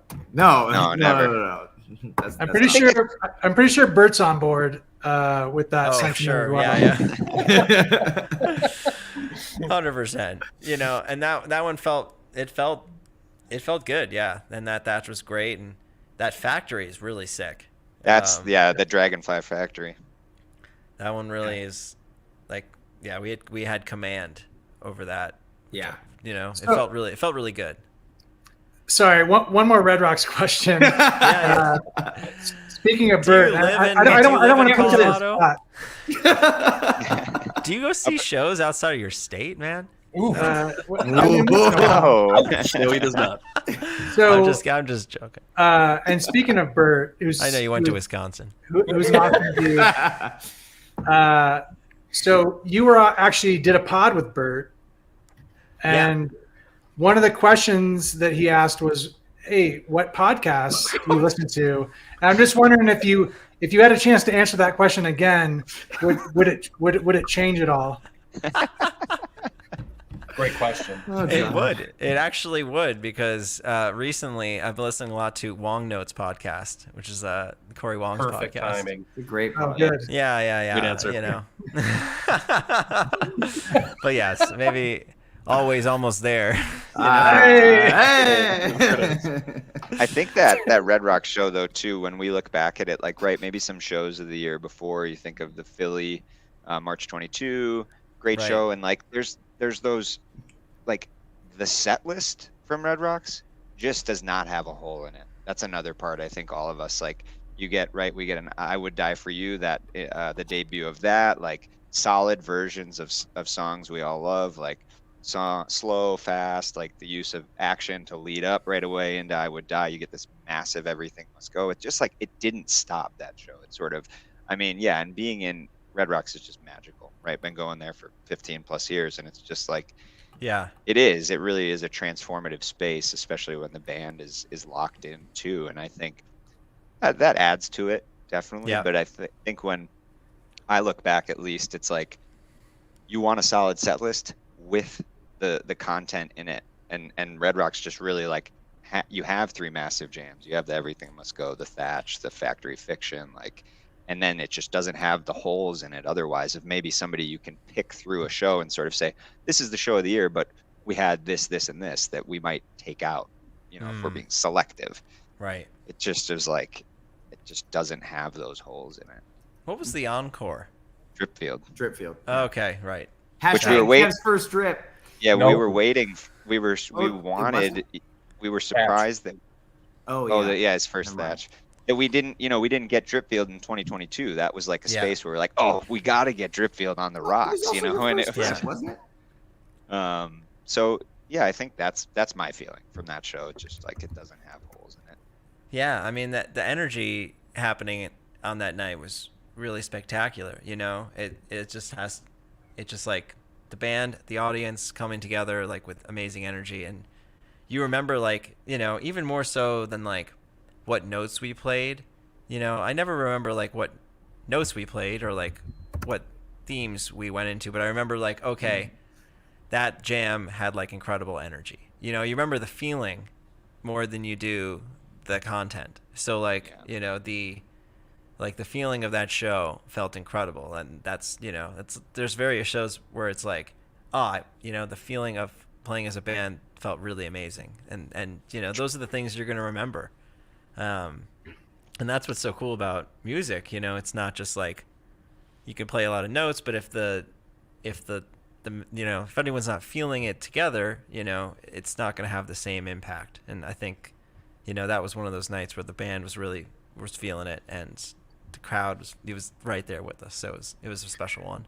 We sure were numb, so we needed the music to heat us up. Yeah, That was a I remember. cold ass Cold night. night. Oh It my was god. cold.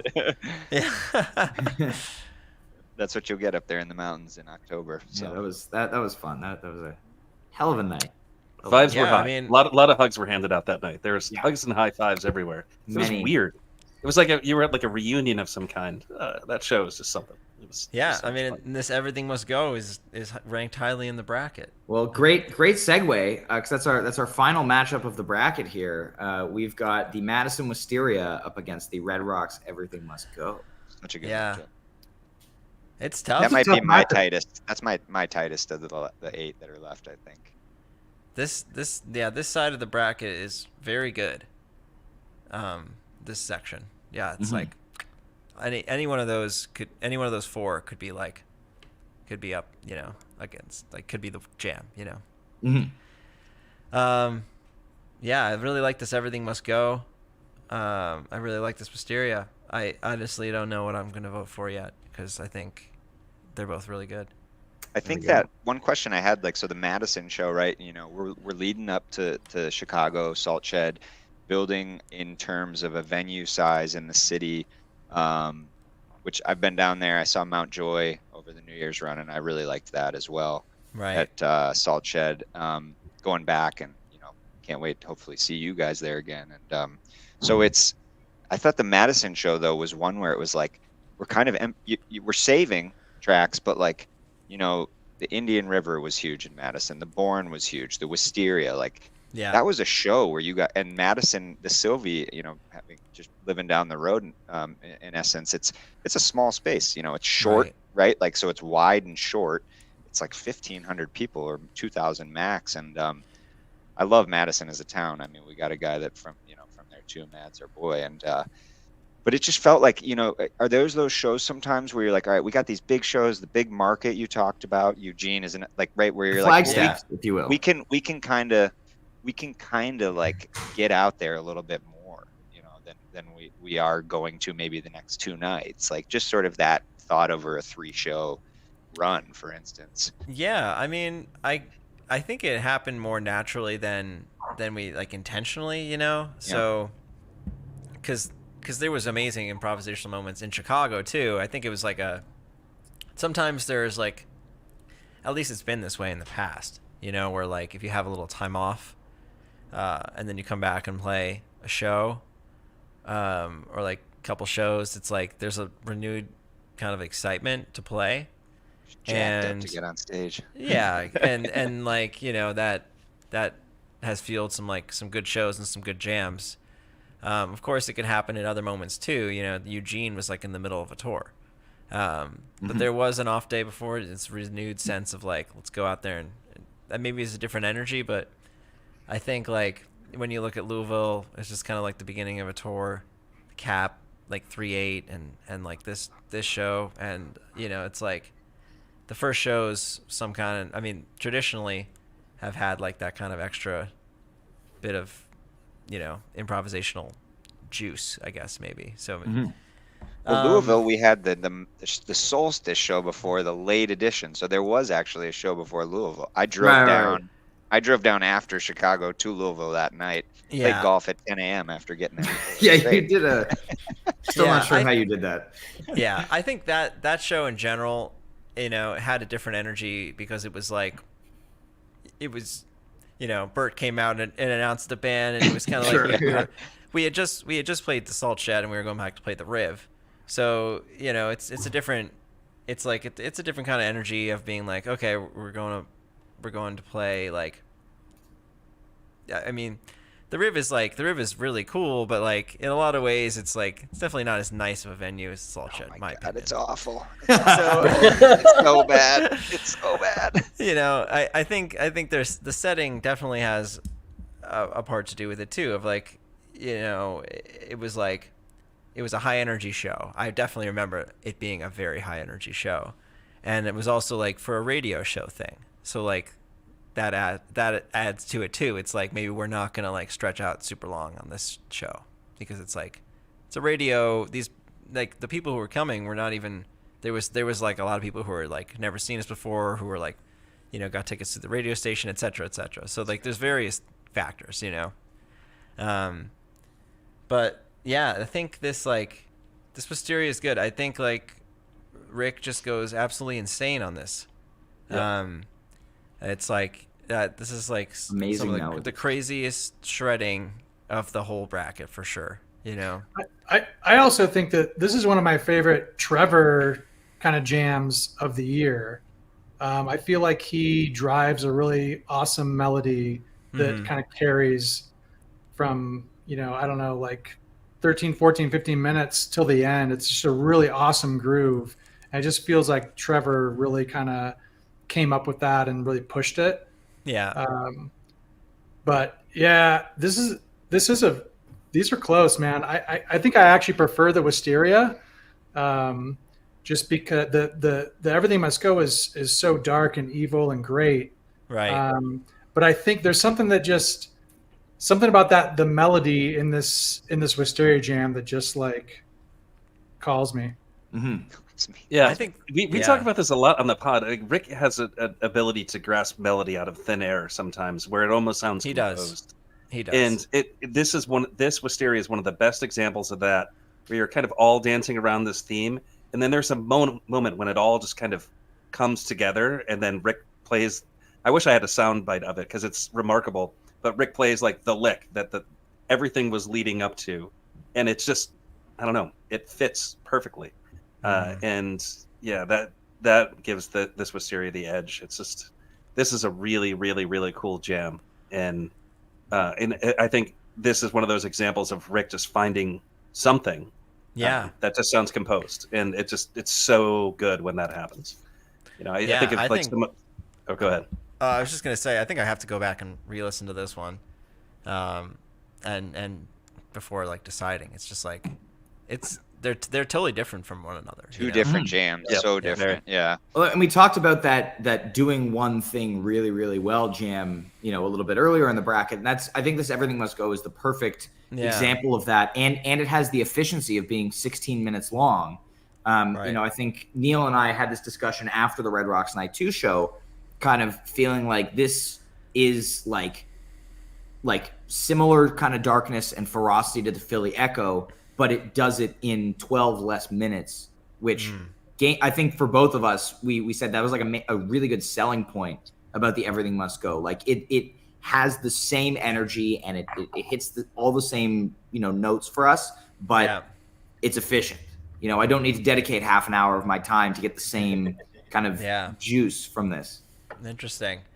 I think there is something though that is special about a jam that is not like dark and evil for a while and then like finds its way there. Yeah, versus starting there right away. Just to get like the the yin yang, or like just for the journey's sake. I think that that's one of the things I liked about the Philly Echo, is that like it goes all the different places and explores different themes and then like finds its way there, and it's like it's honestly like juicier for me when it finds its way there like that way. Dark. Yeah, but other stuff like can immediately go there too. So, and like this one's really good, So it's like you kind of, I guess it could go both ways. It's subjective music, Yeah, it's another song both are too. Good. Both are good. It's a song too. I think that we saw a lot of evolution on over the latter half of the year. Everything Must Go. Yeah. Yeah. I mean, you do kind of get it in the song. So like the song is kind of like is major pretty much most of the song, and then it kind of goes to this darker section. So like if you're talking about it in the course of the song, And this jam is exactly what I just described. It's like Yeah, it's the and jam. this one, no, and the Red chorus Rocks does version, amazing. the Red Rocks version had the shock factor of it being the first one with like the hard drop into the jam, Totally. instead of the the more propulsive one that you were doing before. So that was really cool. That's good for us too. It's like when these new ideas come out of like ways to interpret the jam, it just creates like all this new energy that we're bringing to it.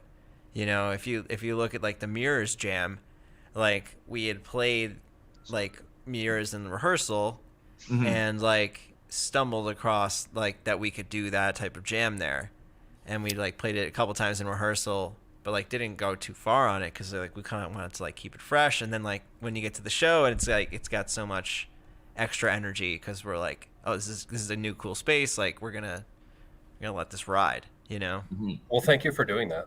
Yeah. So Yeah. I got to tell you, Peter, I actually have Mirrors as my number 9 overall jam of the year. Hell yeah. You're crazy. I think I have a top 15 too. I think it's that good. It is, man. I think I had it around 20. It kept rising too, obviously. Yeah. Like, and you're trying to keep the recency bias out of it because it's the most recent jam in the bracket. Yeah. But it's like I think it's good that was too. one of the more floored moments too. I was just like, It would have been a top going on? 5 if y'all played it in Colorado. True. Yeah, I wonder if there's any, the fact that it's Mirrors by JT, I'm sure that has a factor in why it didn't rank as high. For some people, it was definitely a factor. Yeah. Yeah, like that. How could that not be a factor? Mm-hmm. It's good. Or It's like, good that Mirrors, that's on no the radar. way, dude. Yeah. hot There we go. stuff. Well, that is our bracket. That is our 16 jams that we have left. Now we do have a couple more topics to cover on today's pod, and I'm really scared about what's about to happen. But we're Mr. gonna Ryan do it Storm, anyway. Mr. Ryan Storm, if I could just very, Yes. very quickly interrupt you. Yes, I do please. have a professional responsibility that I do have to get to. Oh, So I'm going to transition out. I love you guys. Thank you for letting me chat with y'all, Peter. It was great Hey. chatting with you. Guys, You as enjoy well, the rest of Kev. your time. Love you guys. Yeah. Just for Kev. see Out. Kev. Bye, Hashtag Kev. just for Kev. Everyone's Kev. Every person. Every Kev. person, Every person, Kev, every Kev. man. Bye, guys. See you guys. Already miss you. All right, there you go. Okay, so show gaps, and this has been a hotly debated topic for a while. Only exacerbated when you played All I Need in back-to-back shows in September. I have my visual aid ready here. I was prepared for this pod. Charted it. Yeah, I'm ready. I made sure I had it. But Peter, What is everybody's opinion before I go? All right, Well, that's fair. so I'll say this: in know the your Storm opinion. household, it's divided. yeah, Okay. So that's important to say. So, like, Ryan's opinion, even the people closest to him think he's full of it, including his own mother. So it's Okay. important that we say that in advance. So, no, I mean, the interesting thing about like the show gap thing is it's just kind of snowballed to this massive controversy. I don't know if I really have a horse in this race. Yes, but you now do. I'm just What? stuck on having to hold this ground because Hold Ryan just firm. feels so strongly about it. So, but in my opinion, if a song has been played in a show and it's played in the next show, 0 shows have been played in between. Right. Therefore, it is a 0 show gap. Would you say, Okay. Neil, would you say the gap between the number 1 and the number 2 is 0 or 1? If we're talking counting integers, yes, there is a 0 gap between 1 and 2. What? No, you go 1. Yeah, no, in mathematics, Ryan. 1 plus 1 equals 2. All right. Jive, what do you think? Other way. Does everyone else agree with Neil except for Ryan? Yeah, I'm pretty much. Yes. I'm pretty much with Neil. So as usual. Yeah, Jive and Neil agree. If there's You one guys always thing, agree. death, taxes, and the two of you agree. I agree too. I think it's Stop, Neil Neil, is stop right. highlighting messages. Oh, he's Yeah. highlighting. So I think we had the Milwaukee All I Need, and then Yeah. is it the Salt Lake Salt City. Lake. Salt Lake? Yep, the Salt Lake, And the and fateful tweet. the tweet. Yep. So that was fun, but yeah, I'm of the same belief. Yeah, I this mean, is there the was next definitely show, it's one a show. few days of gap. Sure, there, right? But that's not But- what we're talking about. with here. 0 shows in between. Yeah, I'm going to say One show gap. that in order for there to be a gap of a show, there needs to be a show. Yes. Exactly. That's why they call it. That's why they call it a show gap. Yeah, exactly. Make sure you text him later and check in on him. The only thing that would make this moment better is if Ryan's mother just walked onto screen and said, "I told you, Ryan." And Can we make that happen, Ryan? Is she watching in the next room? I don't know. Mom. She might be. Oh, man. Mom, you're being paged for the pod. Yeah, shout out to Lisa. Oh God. Yeah. Well, this is peak. Always almost that moment here. Luckily, I can't change the code in elgoose.net, so I will continue to be right on paper. Luckily, I've got the number of the guy who can. Hey, fish.net is the same way. Are you gonna change every .net's way of doing things? Hey, they're just wrong, man. Irrelevant. It's irrelevant. Well, We're Goose in here. Well, we've got that out of the way. It's settled. I will not compromise my beliefs, nonetheless. It's okay. You can have. But before we wrap up, we'd like to take a couple of questions from the chat here. We know there are a lot of burning questions. The people have. Oh yeah, they wanted you to tell me that you told me so about the show gap thing. Oh man. Hey, Lisa. That's all I know. Okay. It's annoying. All right, fair enough. What's the answer? It's annoying. Okay, it's good. I missed. Okay, she said it's annoying. That's What did Peter say, Ryan? Peter said that he disagrees with me. Awesome. We have an Awesome. Yeah. Lovely. Well, okay. So let's take a couple of questions from the chat here. Someone who's been very loudly asking, Anna really wants to know if you guys play Animal Crossing. I have played Animal Crossing with my nephew Jasper. He loves that game, but not on my own. I guess I don't play video games on my own time, but he's got Animal Crossing. He loves it. But speaking of hobbies in general, though, like hobbies and sports, I know there was a time when you were exploring pickleball. There he is.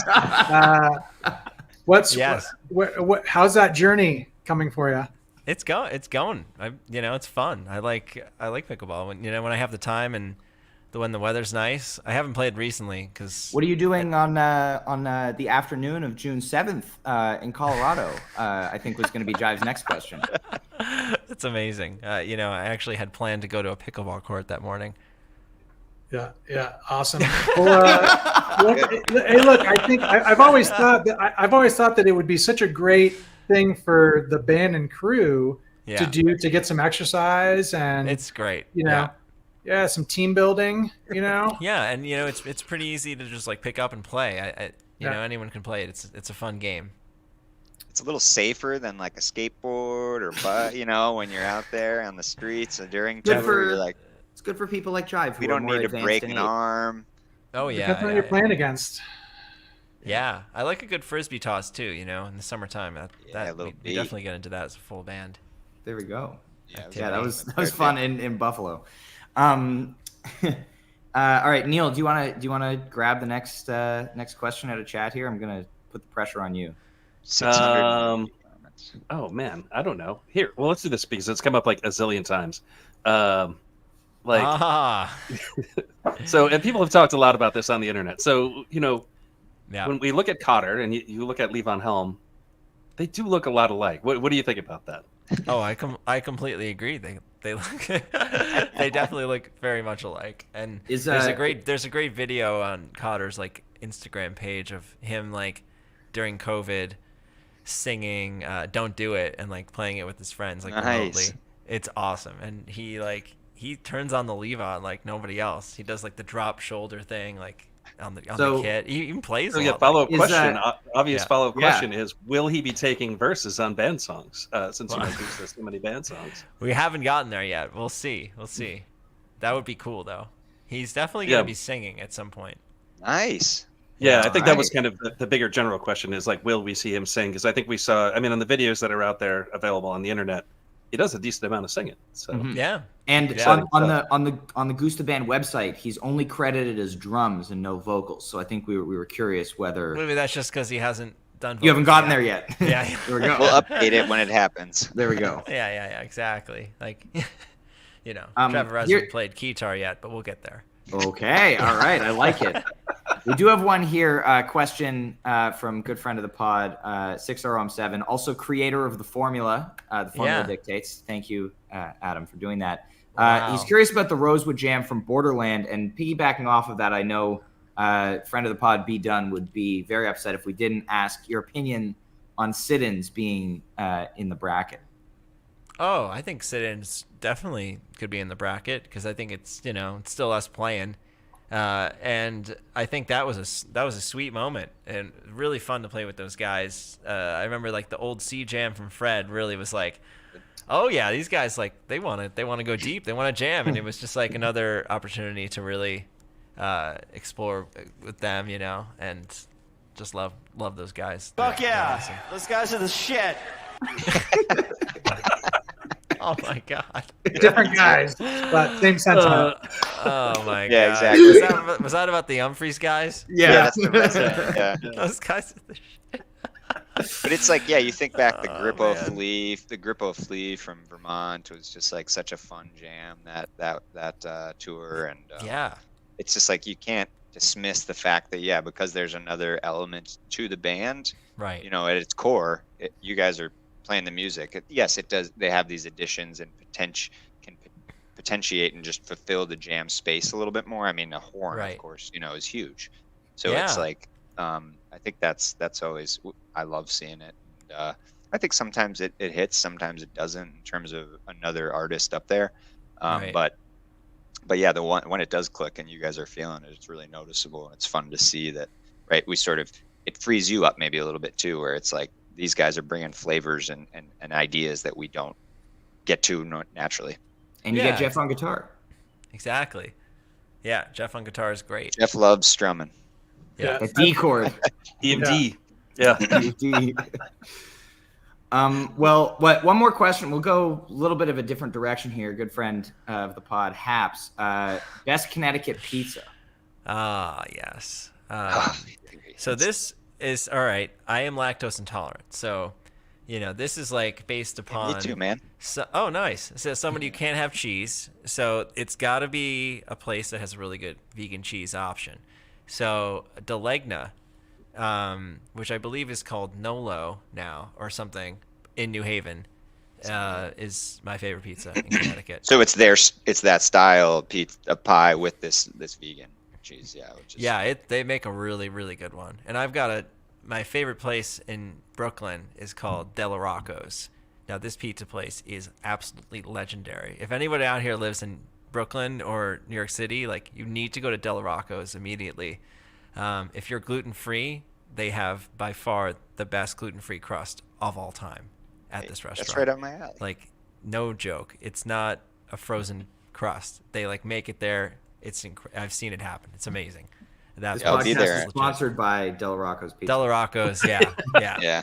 And I want to give I meant to give a shout out earlier. I just want to shout out Eric Loomis, our front of house engineer, who pretty much I think I stopped mixing these boards like after the cap run. So for everything else, mixed by Eric, who's just saving so much time for me post show, like cutting up tracks and stuff like that. So he did really such a great job and has done such a good job with the mixes on the recordings. And so we should be sending him big dark out. Chocolate now when it takes a couple of days for the boards to come out. Yeah. He likes cigars, so you could send him cigars. There we go. All right. Yeah. So drop by the soundboard. Give Loomis like a cigar for Loomis. And you might see a quicker borf. I'll have to. Yeah, I think that's fun. Yeah, I mean he's just mixing. I mean he's just like it's happening while while the show's happening. So then he gives me the drive and then I cut it up, and post it. But he's at least doing all the mixes and the rides and the tones and stuff like that is all super dialed in. He's really crushed it. That's something we were wondering about too. Yeah, just in terms of timing and you being able to enjoy your space and not committing that time right after to put up a show. You're like, we got to get this show up. It was that good. Oh yeah, and now it's like we can get a show up in an hour. Well, it was after Amsterdam. I remember it was like an hour after the show, and it was like, oh, it's up. Like, yeah, that's. I mean, the one thing about that was that Amsterdam actually had really, really good internet. So like the upload speed was amazing. I was like, okay, let's get the board up immediately. Like I uploaded that Thatch video like that night. I was just like, we gotta like let's get something up because like, while we can. Mario vibes, the coin vibes tonight. Oh yeah, that was great, and totally an accidental thing by just that backline clav. Just for some reason. And then you kept going to it, which we loved throughout the tour. It was like we found it again and just kind of kept jamming off of it. But the video is great, where you're just like, sort of like, I mean, I literally was in shock. I was like, I can't believe this sound is happening right now. Like, in the key of this song, like this is crazy, right? You know, so that was pretty awesome. This is what I'm getting in response. Definitely gonna have to get that clav again next time we go there. Do you have it you have it reserved like from the backline company? Like, no idea. Don't fix it. I need it. No idea. If they fix it, you know, I hope they don't. You just gotta get a Mario coin sample. I could make that. You know, I've been exploring sounds like in the last few weeks, trying some new synths out. That's been an exploration for me as of recently, and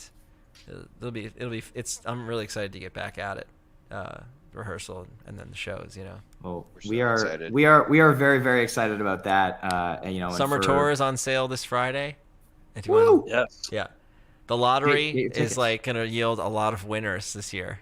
I've seen that. Yeah, a lot of people saying. I don't think I've seen anyone yet who said they struck out in the lottery. The lottery is much different now. So like, is it pledging more tickets?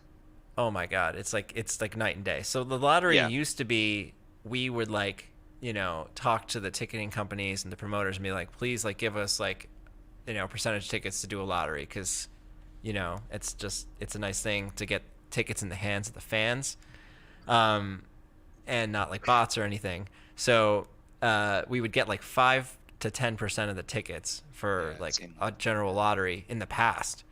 And now the lottery this year that we just did is like, it's insane. It's like the vast majority of the tickets available were in the lottery. So, you know, pretty much, you know, the chances are very, very high that you're going to get your lottery picks. Thank you. That's very awesome. It's just another way of like getting. I mean, because the thing about the lottery is that you can actually go through and scrub all the accounts and make sure everyone who bought the ticket is, you know, real person, not a bot, ahead of time. So like usually, you know, and it's like, it's better than an artist pre-sale because that kind of happens in real time. And then it's way better than the on sale because then you have to go back afterwards, even before people have been, or like after people have been charged. And then like that takes way more work. So this way of doing it was like, wow, we get everybody's information, make sure everything's good. This is a real person, et cetera, et cetera. Then charge all the credit cards and stuff, and it's going to work out a lot better, I think. Yeah, with Ticketmaster too, that was sort of another space of just they can handle it better. Was that something you guys kind of worked with? So it was like before we were just like trying to get it to happen, and we had to run it ourselves on Seated. We like partnered with them, but now like, I guess Ticketmaster was down to get on board with us, you know, and do it. So it was like, let's, you know, we'll just do it on their platform. Good to hear.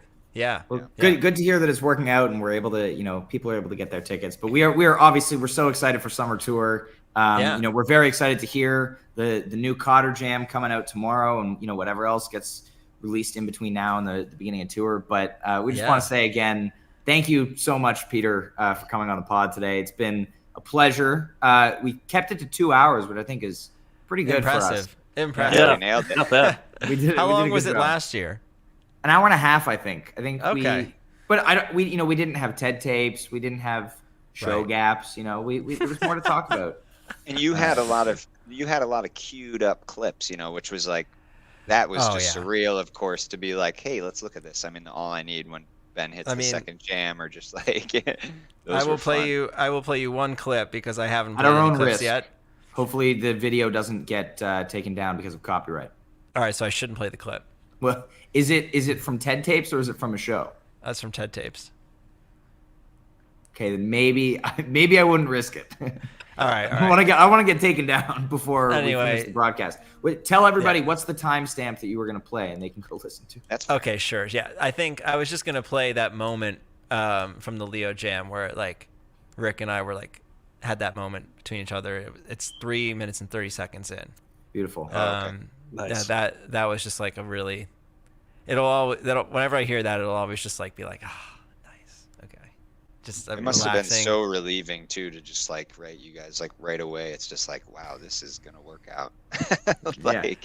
Yeah, it's crazy, man. Like the whole thing is insane, and I'm so thankful for Cotter. He's like really he's the